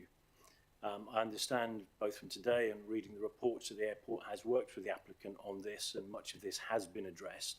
But I would hope that should the committee approve this application, that these measures are strongly implemented to protect all the residents of Drayton, Horsford and indeed Helsden as well, both from the glint and glare aspects, but also the potential for additional wildlife that could cause problems for the airport as well. However, I actually believe the loss of the current agricultural business and the loss of the 35.64 hectares of prime agricultural land is the most important, noting this is grade 3 arable land. I note that the Broadland officer's report does reference the climate emergency which this council declared, and whilst I recognise energy security is important, but equally so is our food security and the need to keep production locally, which is recognised by Broadland's own Food Innovation Centre. And I think CPRE refers to more than 20 hectares being deemed of a significant loss of BMV land. The change of use here would result in a 43% reduction in the land for the tenant farmer, mainly supplying local businesses. And our own economic development officer comments that there is alternative land available, but this comes at an additional cost, looking as though it's some 3.5 times more expensive, which of course could make this business unviable. I know it's been mentioned before, but in 2022, this council gave a grant to the business in conjunction with the EU for circa £100,000 for diversification. And at that juncture, the economic development team here must have thought that this was land and a business worth supporting. So it would seem folly for this same council some 2 years later to effectively end this diversification strategy and leads to the potential for the business to have to repay this grant.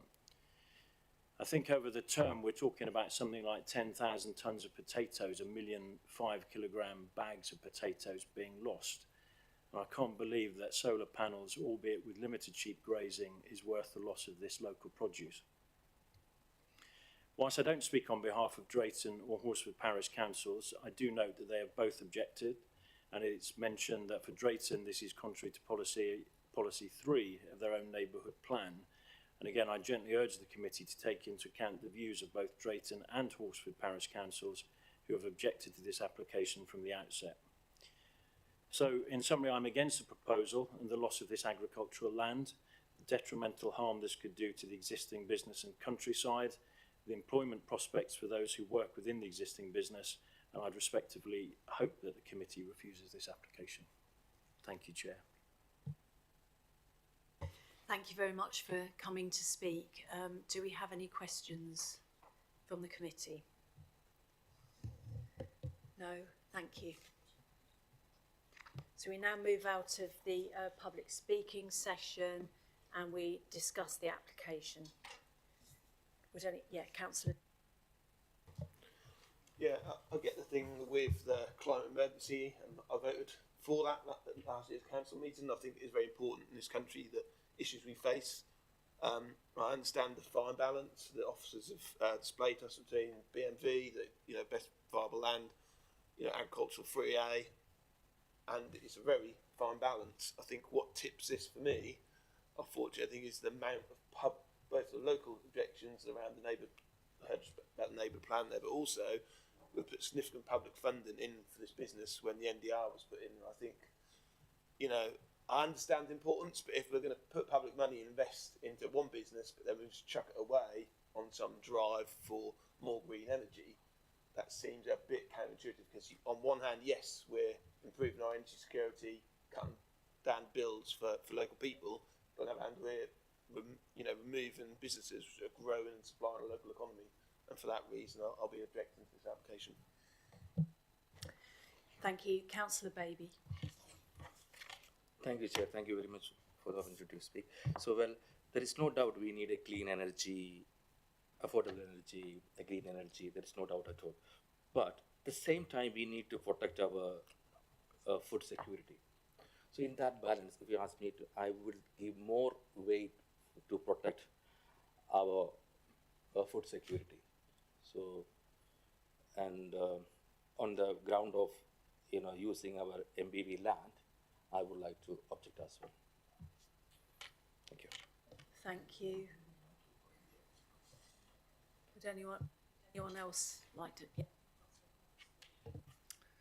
This is a very difficult one, and I still feel very conflicted on this. The Greater Norwich area is growing, and we're going to see thousands more homes put into the area.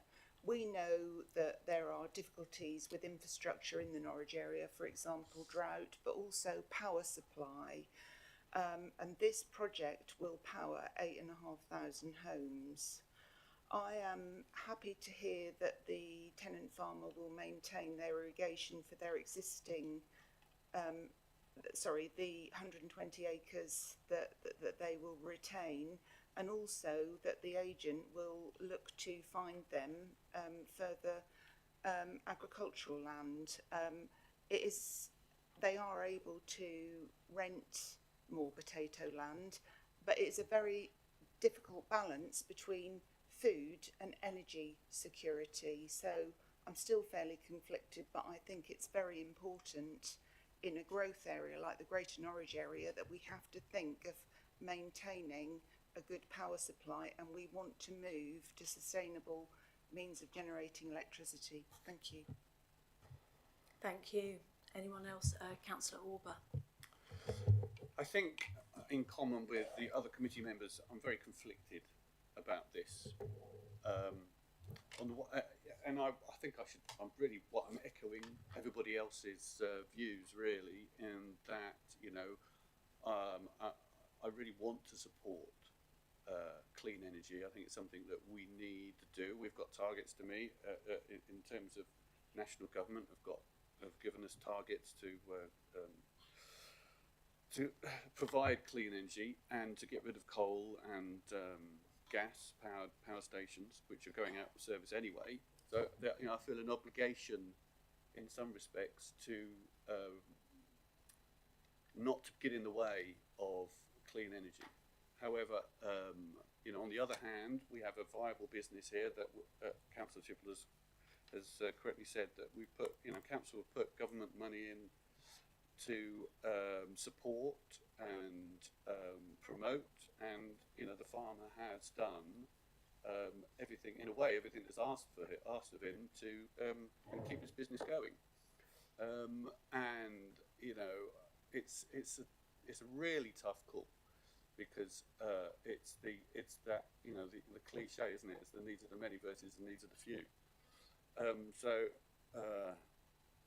I just wanted to raise those issues. I guess I don't really know what the right answer is. Thank you. Have we got any more comments? People would like to contribute. I'm finding it difficult too. Yeah. Points being raised. Yeah, I mean, I'd like to say, obviously, personally, I echo all the things that have been said completely. It's an extremely difficult balance. It's probably one of the most difficult ones we've had to deal with at Planning Committee so far, since this committee's been together. I guess my view on it is it's absolutely essential that we reduce carbon emissions. We need to generate electricity from non-fossil fuel sources such as solar, wind and wave power. I think this is supported very clearly from scientific and government evidence. It's a really difficult call, but at the end of the day, climate change is going to have a massive impact on our food security. We'll be having to look at changes in our agriculture as a result of it anyway. There are very strong planning policies, government planning policies now, that would support this application. And the other thing is, from a planning perspective, we haven't had any major objections from all of the main consultees on this application. So county highways, Natural England, the Ecology and Biodiversity Officer for the district, the Economic Development Officers have all found this acceptable, and a number of conditions have been put in place on this application should it be approved. There are also significant landscaping and biodiversity enhancements proposed, and although this is controversial, it can be the case that taking land out of intensive agricultural practice for a number of years can actually help to improve the soil quality for future food production. It will also provide employment. Unfortunately, we will be possibly losing a viable business, and that is seriously concerning, which is, I think, on everybody's minds. There's a couple of other things interesting. The panel heights will be set between 0.8 metres and 3 metres high, because most of them will need to be angled. I'd actually like to see a lot more applications coming forward with higher panels in the future.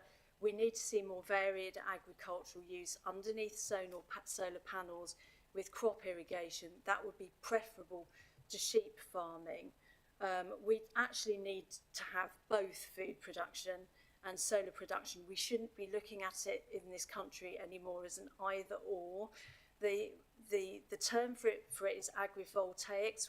We need to combine agriculture with solar technology, and I really hope that far more research is going to be done very quickly on this, because this is what we're going to need. I'd also like to see a huge amount more use of roof space. Roof space on domestic dwellings, roof space on commercial dwellings, and that, if that happens in this country, it will reduce the need for solar farms such as this one, which is unfortunately on greenfield land. So it's an incredibly fine balance, but I will be supporting the application. Would anyone else like to contribute? Councillor. And I forgot what you said about that carbon footprint as well. We also have to understand that this is another business that's supplying, very low food miles food, So yes, I understand what you're saying in terms of a green perspective, but basically, causing another business to increase the food miles for the food we supply. So it's another impact that you can have from a green perspective. Do we have any more contributions to this? Do we have a proposer? Okay, I'd like to propose that we approve this application. Do we have a seconder for that? Councillor Copleston. Can we now go to the vote? Those in favour?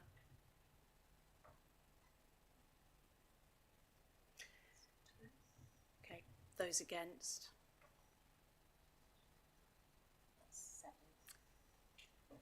Would there be any others? I haven't got abstentions, no. Could I ask the committee, whoever would like to, who has recommended this application not for approval, we need clear planning reasons why that decision has been made. I suppose that on the planning decision, I think what the officers are saying is a fine balance between the two. You could go either way. So I think the planning objections on the basis of giving up the BMV 3A land in place of solar. I think that's what we're saying. Yeah, okay. If that's, sorry, I'm jumping in. Is there anything else anyone else wants to add? Fine. Well then, yeah, in terms of a proposed refusal reason, without going into the exact wording of it, I'll take from that the loss of the best and most versatile agricultural land outweighs the benefits of the solar scheme in this location, and we'll draft something along those lines to put out. Okay, well, thank you, everyone. I'd like to propose that. I'd like to propose that objection. So. Yeah, I think Councillor Tipp was just confirming he's happy with that, and that's fine. We'll move on with that. We don't need a vote or anything. We don't need a vote on that. So yeah, understood. We'll take that away. Thank you. So just to clarify, this application has been dismissed, or has not been approved. Yes, thank you for everyone for attending. I think we now need to take a break. We've been here for quite a long time, so I think we should take at least, should we say 10 minutes? 10-minute break,